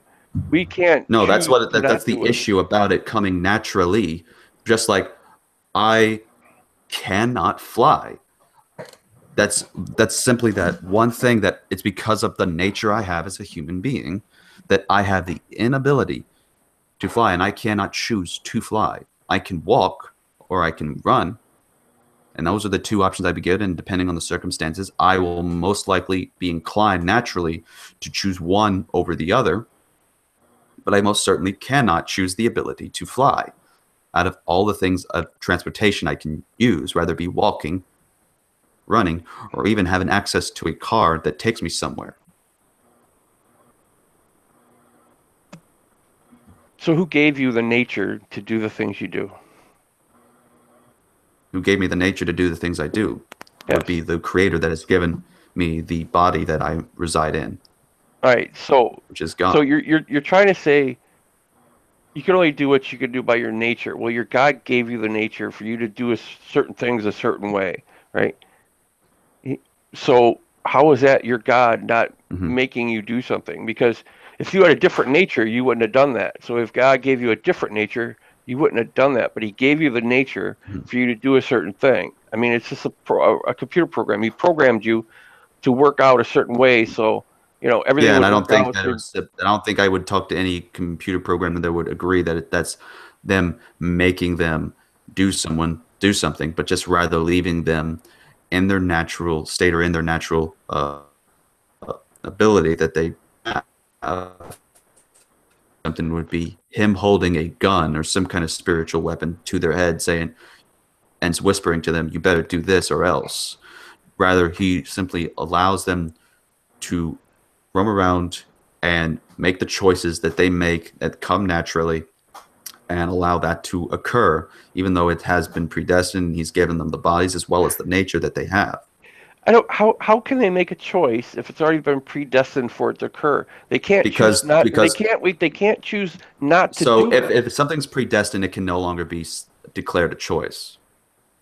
Yes, they can't choose not to do it if it's been predestined. So I'm assuming then you hold to the issue of libertarian free will rather than compatibilism. I don't know the difference between those two. 3 different forms: determinism, compatibilism, and then libertarian free will. Determinism is what you described Calvinism as being, whereas you would then imply that the only other option is libertarian free will, which is that as long as there's nothing that binds us or no natural things that we're limited to, that's the only way we can say that there's no choice, that there is nothing that's binding us naturally. There's nothing in our nature that's binding us. We can do anything. We can make a choice. There is no where our will, meaning that the will we have in our bodies, in our mind, and our mental state is completely free, and it's completely autonomous. Whereas compatibilism says we can make decisions, we can make choices, but the choices have limits in what we do. And that once we make decisions, we cannot go back and change it. They've already occurred, and they occur based upon the nature we have. Just like if I were to wake up one morning to decide what I want to eat, rather it be some chocolate cereal or a strawberry Pop-Tart, there's something that's going to be inclining me to lean towards one other item to ultimately make my decision. Maybe my taste buds are craving some chocolate, or maybe something occurred within the strawberry Pop-Tarts that makes them unedible. So I have no other reason than to just go towards the pill at that point. So there's all kinds of things that occur, especially concerning the body in what it craves and what it desires. And it basically influences the decision that occurs. And so you make a decision even though naturally your body couldn't choose otherwise, but you still made a choice, and your choice was to eat the chocolate cereal over the strawberry Pop-Tarts. Because while technically you can try to eat the unedible strawberry Pop-Tarts and risk whatever kind of bad time you're going to have there, you chose regardless still to eat the chocolate cereal, even though there were more convictions in your will that chose you to go, that made you towards the chocolate cereal. So those are the three different views on how the will works. Okay. Wait, you didn't explain the libertarian view. I did. Yeah, my view is that you're limited by your physicality, but you can pretty much almost make any choice you want. You can choose to do anything you can except for your physical limitations and your surroundings. Mm-hmm. Right, and that again would be the compatibilism view, which is the view that I share, and the view of Calvinism in the more classical sense. But I don't understand how you can have any free will if it's already been predetermined. Because while things have been predetermined, we are still making choices in a predetermined world. So, meaning that our nature has been predetermined, and so the decision that would happen in the future has been predetermined. We still, as humans, have to live out the life cycle. What's not determined? There's two choices that are made right there before us, and we are going to pick one. And obviously, there's going to be something that leads to what has been predetermined that's influencing our decision to choose this. Rather it be by, as you were talking about, things that is limited in our surroundings or our physical limitations, that kind of stuff. So what's not predetermined? Yeah, go ahead. Yeah, no, what's not predetermined? What's not predetermined? I don't think there's anything that's not predetermined. So isn't that determinism? I would think. No, because there's two different views. There's hardcore determinism, and then compatibilism has been known as softcore determinism. So that's why it gets that name, because compatibilism still technically falls under a spectrum of determinism, because it still believes in the issue that things have been determined based on, say, like things like biological natures and certain functions that have been built, as well as capacities such as, birds can fly, humans can't, kind of thing. Yeah, but the thing is, you're saying things as though there's other things that are not, when hard determinism, I would assume, means everything is determined. No, so even compatibilism believes that everything is determined. So then there's nothing to be compatible with, because there is actually, because hardcore determinists will say that because things have been predetermined, there's no such thing as decision making. And whereas compatibilists, we believe that the act of simply doing something and thinking in our minds before making a decision before acting upon something is still making a decision regardless of whether or not it has been determined. So that's the what difference. what if it was determined for me to make a decision? It was determined for you to make a decision. So did I have a That's choice? basically the basic principle of compatibilism. But I didn't have a choice in my You decision. did have a choice. You because- just said you were determined to make a choice. Yeah. So in other words, like someone And- determined for me to make a certain choice. In other words, it's just like me. Not necessarily have to be a specific person, because there are people that are even atheists that affirm compatibilism. They don't believe in the idea of a God or any Well- designer predetermining something. They just believe that, biologically, a body has been through the evolutionary process has gone through a specific moment where it's is designed or not designed, has been biologically made in a way through the process, and has evolved to a point where humans, they're not gonna fly, but birds have gone through an evolution to the point that they are going to be able to fly.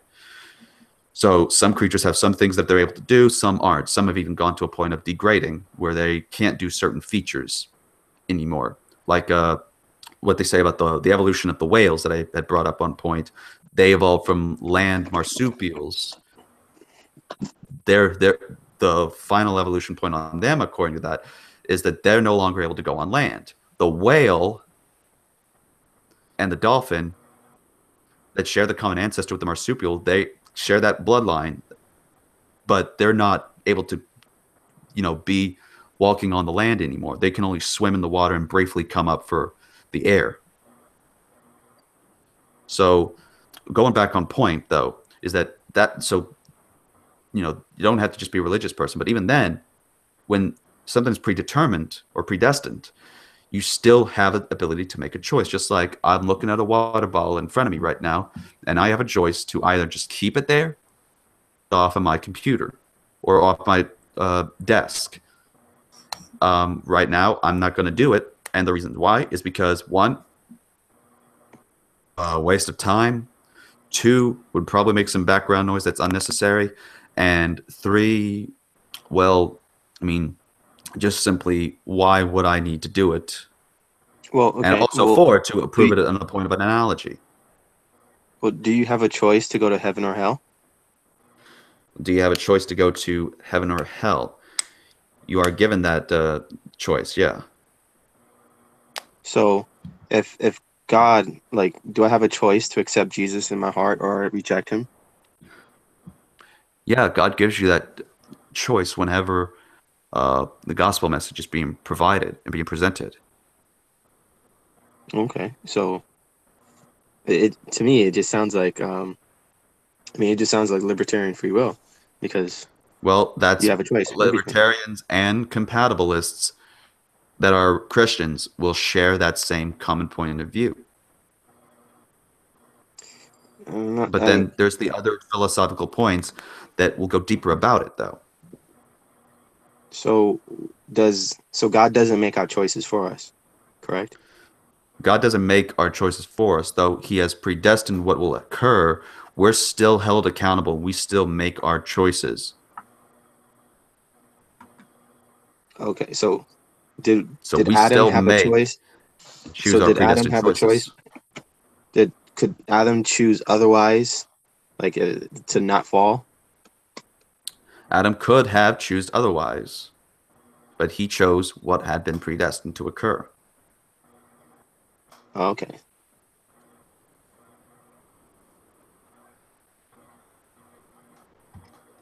Bobby, you can continue. It just doesn't sound. That's like me writing a computer program where the character I write can only turn right. He can only turn right, but now you're telling me he has a choice to turn left. But he's been programmed to only turn right. But he has a free will choice to turn left. But he can never turn left because he's only been programmed to turn right. How is that a free will choice? No, it's not simply that. It's that when God predestines things to occur, simply that a plan has been laid out.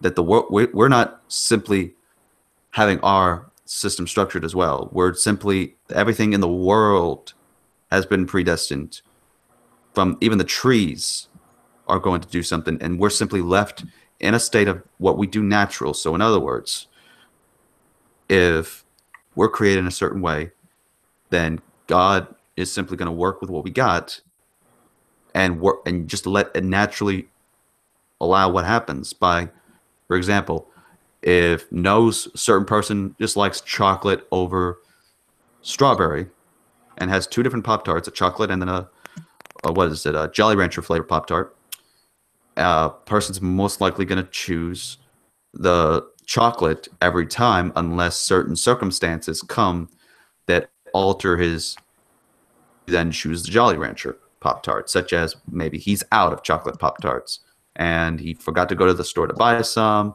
Therefore, then he hungry as well, has to eat something, so he ends up eating those. But if he was predestined to eat the chocolate Pop-Tart, he would have been predestined to buy the chocolate Pop-Tarts before he would have run out. Never run out. Not necessarily, because then there's times when people forget. Okay, but that would be thwarting God's will. If God predestined you to eat it, not really, because then it could be God's predestination that the person ends up forgetting to go to the store to buy it. So that it was never his predestination to go to the store and buy it and eat it. It was his predestination to forget to go to the store and not have it to eat it. Right. So we just made two different scenarios, because you said that then if it was predestined for him to crave that, then he would have just gone to the store. When at the same time, if he didn't, for the latter part of the analogy that I was trying to bring it up, it could have been that he also predestined the moment that he ends up forgetting, or whatever helped him forget, to the store. This character needs an upgrade. By the way, what's going on in the live chat? I've seen that Tyler and Ober had been getting the messages deleted. Oh, that was me. They went too far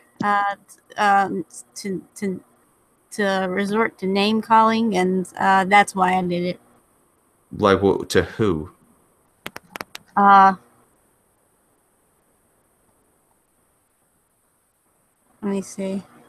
Well, I mean, Christian, CA, you got if you click on where they're deleted messages. Oh yeah, there it is. If you click on the deleted message, it'll show it to you. Then you can see what they did. Yeah, I thought it went too far, and I just decided to put them in timeout. Okay. Yeah, only people with mods can click on a message and see what was deleted. Okay. Yeah, so far I'm not seeing really anything. So, I mean, it seems they're having a discussion about something medical. I left them at And lying. the Pokemon argument.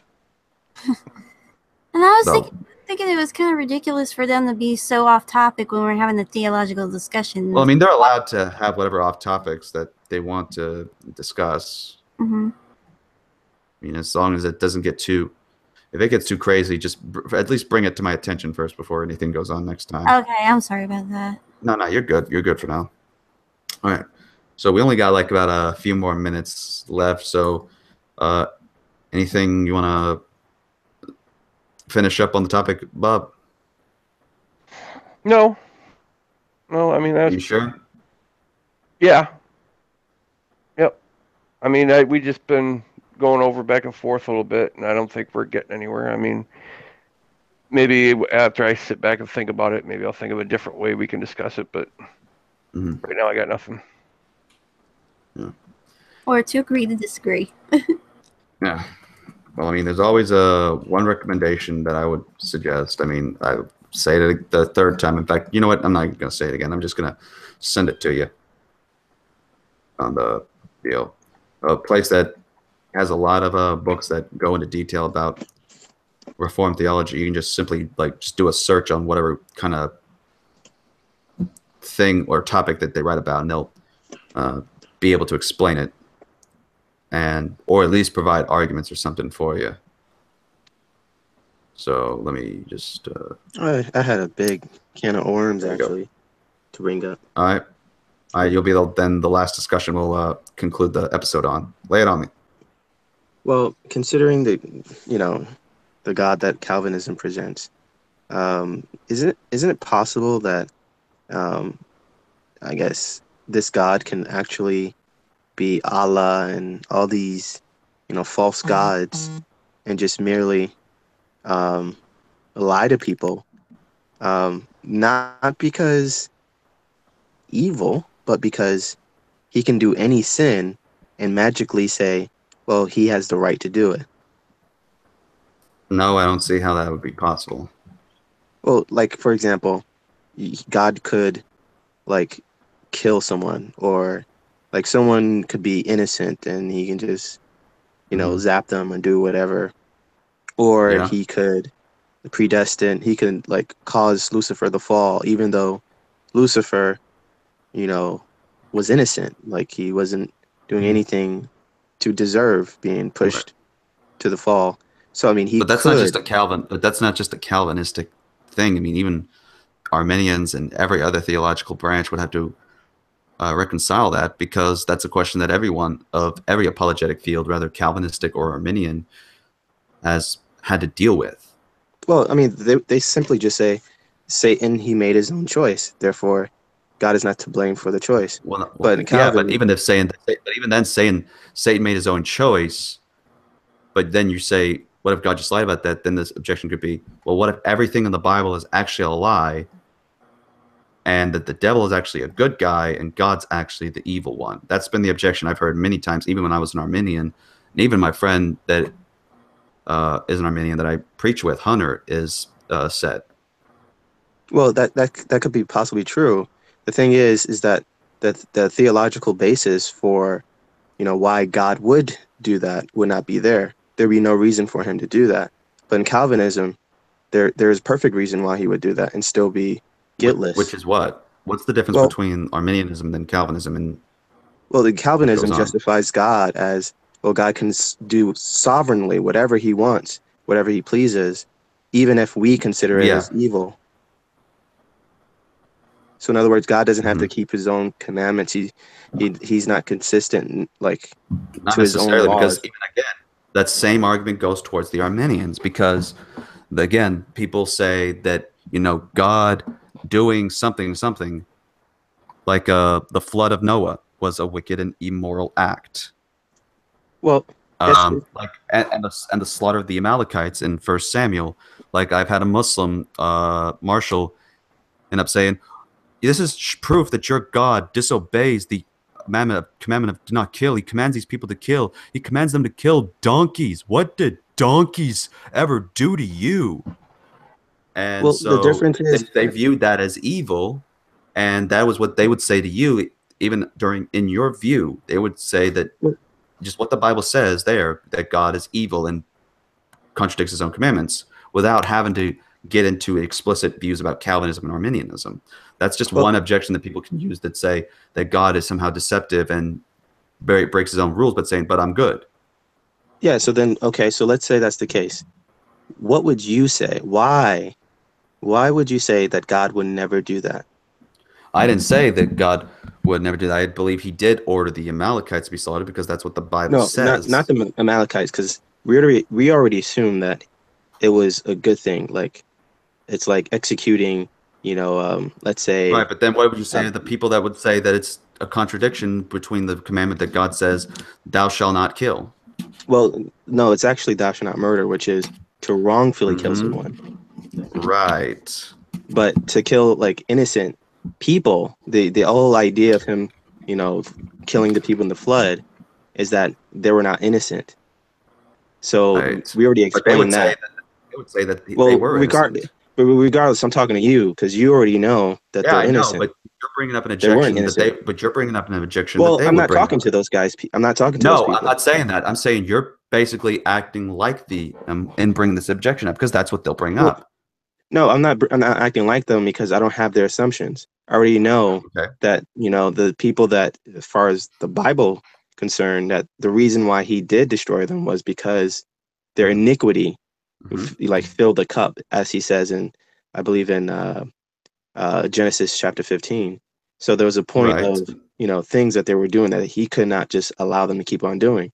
So, Right, and that's what I so believe if I as just well. see them as ISIS, if I understand them like as bad as ISIS, then I understand why he would destroy them. But when it comes to the God of Calvinism, like burning people for eternity, when they did not ask to exist so that they can burn for eternity, Mhm. you know, I or like things such as God decreed Yeah. people to fall Mhm. or be evil, or decreed the devil to do all these things Mhm. just because it pleases him. What would he not do? Not everything that's decreed is a pleasing. So then why so why is he doesn't he do everything for his good pleasure? Not for a good pleasure, but a good will, because ultimately what happens towards the end, being the final result, is what's going to happen, because as what we know, what will ultimately happen by the end of the tribulation and the revelation is that we will have, whenever our new bodies are going to be restored during our time in heaven. Once the tribulation is gone, Satan has been defeated, and a new heaven and a new earth will be established, and we will have our new bodies, and we'll be roaming around the new earth, and it will basically be as it was in the time of the garden. So everything's all leading up to a specific event that will happen in history. Well, I mean, that's just one side. I mean, yeah, there's heaven for a few people, but the majority of people are burning Yeah. in hell. So that's still Not an where. event. Well, That's I don't think we can say the majority of people. At Yeah, least I don't know the numbers. we do know the numbers because Jesus says, How do we "Broad know the is the way to numbers? destruction." Yeah, and then he also says that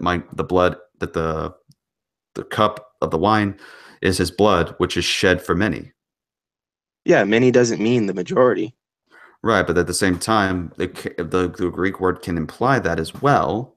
So ultimately, we don't know who all is going to heaven or hell. We can only just preach and hope that whoever believes can remain a believer to the end and go to heaven at the end. Okay, well, either way, whether it's one person or the vast majority of the world, I Okay. mean, like, does God need to be just, actually? God does need to be just, How do you know if he's just if he can do whatever he wants? because he does whatever he wants according to his nature, which also includes him being just and holy. That is part of his nature. Well, that's the thing. Like, you can't tell what's just because even if he, like, I don't know, rapes I can tell somebody, what's just. I can tell it's just according to his law. well, but if he doesn't keep his own laws, then how do you know when he's actually just? Well, to show me an instance where he breaks his own laws. Well, in Calvinism, for example, like, for example, David, when he sent out Uriah to war, and then with the plan to actually have people leave him there so that he die, you know, Hmm. like, of course, David didn't do it himself, but he conspired. He made that happen. So God is doing that.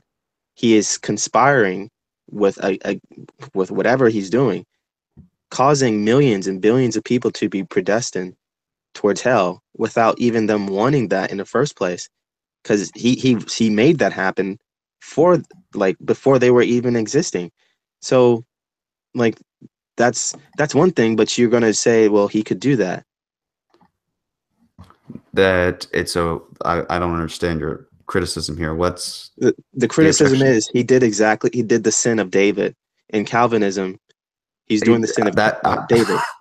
how? Well, so God was on earth as a man, and he's like, I'm speaking these things, or I'm doing these things and acting these things instead of No, he's doing it from heaven, which David, makes it worse. which is what?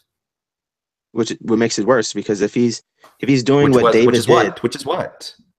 causing people to, he's conspiring or setting up things so that people will die, innocent people will die or go to hell. Who's innocent? People who have not committed any sins Well, according to Romans 3:23, all have sinned and fallen short of the glory of God. There's no one before who they were does born. good. Well, before they were born?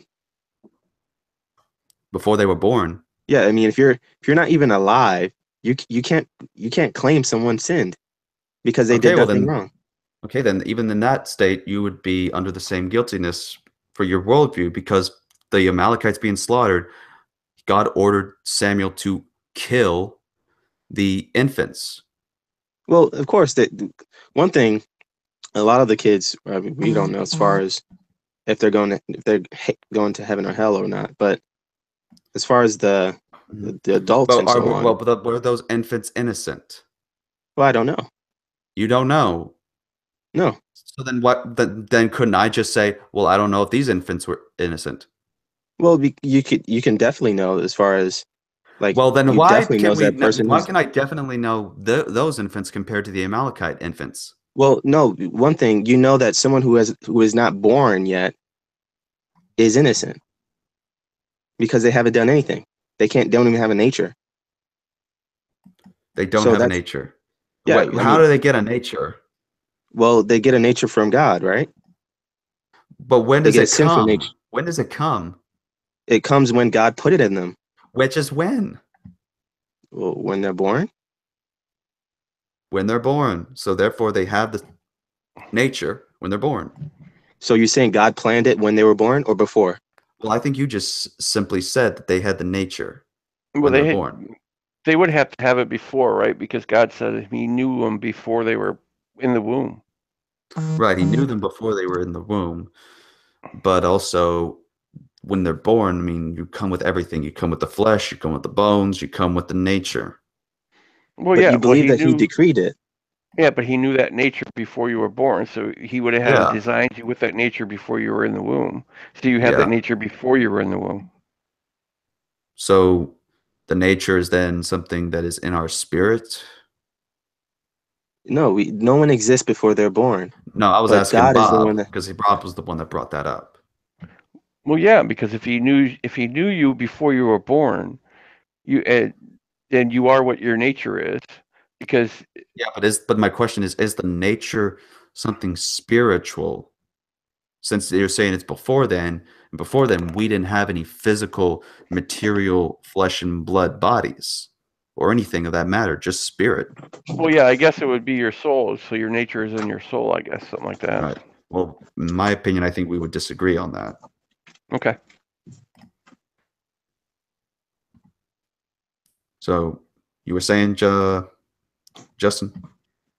What I was saying is that if we're going to say that He created people to actually burn, like that's like me literally making, I guess, yeah, just making things to actually like making kids just so I can like sell them off to trafficking or whatever. And I'm doing that for that intention. I think That you're is just evil. simply looking for just most craziest of examples just to. Well, of course, because those crazy examples actually happen in this world, and God would have to be behind it. It's not like No, but I He's. mean, no, I'm talking about like you're doing it just to simply put up some kind of a show or something. Like, because I don't see how those two immediately connect as at all. Well, the connection is that there are actually people that plan to, raise their kids for the trafficking, and the kids did nothing wrong to deserve it. They were not even alive to make the decision, Okay. but we would know that's wrong. But God is doing that. So then, or as far as Calvinism, that's God is doing that, but he can't do any wrong. So He can actually do whatever, like as far as anything that's in this universe that we would consider evil, and we would just accept it. Mm-hmm. Yeah.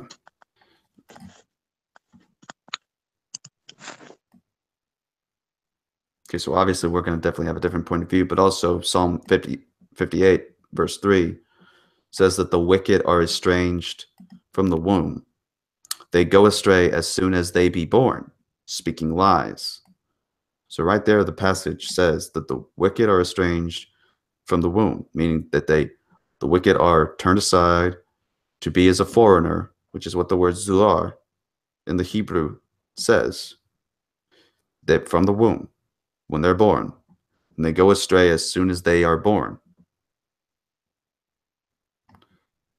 So I mean, right there, that shows that for infants, they don't get excused from whether or not they be judged by God. Now, God can certainly save and have elect babies.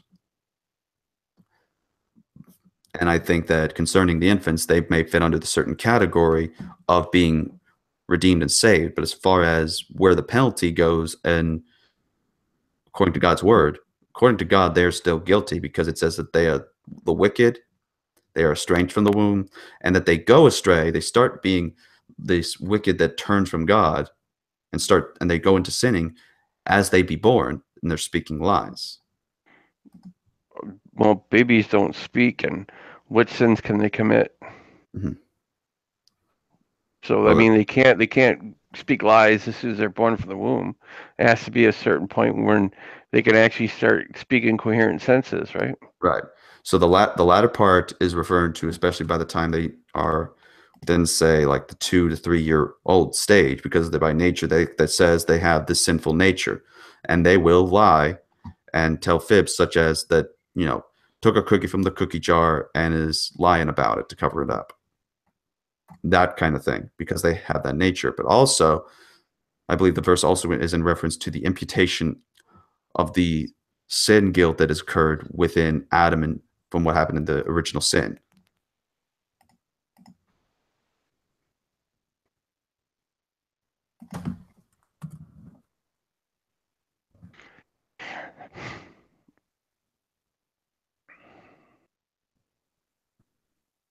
So anything else, Justin, or?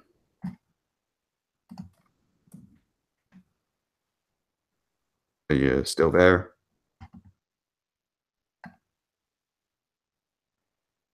All right, I guess he's AFK. Bob, any last words or comments on the subject before we tune off for the night? Yeah, it's a great show, great talk, and thanks for having me on. Yeah, no problem, man. All right, so yeah, we're gonna conclude the show for tonight. We will be going to Discord in the chat. You know what? Because I see someone's already asking for it. Let me just make the link, invite people, copy, and put it in the live chat. So right there, just click on that link and you have an account, and then just join up. We're going to be going there for the after party. For anyone who wants to head on over there to join. So we will see you then. And until then, we'll see you next Friday. And this has been the Christian Anarchist. Shalom Aleichem. Peace be upon you, because I wish that upon you. Have a good day.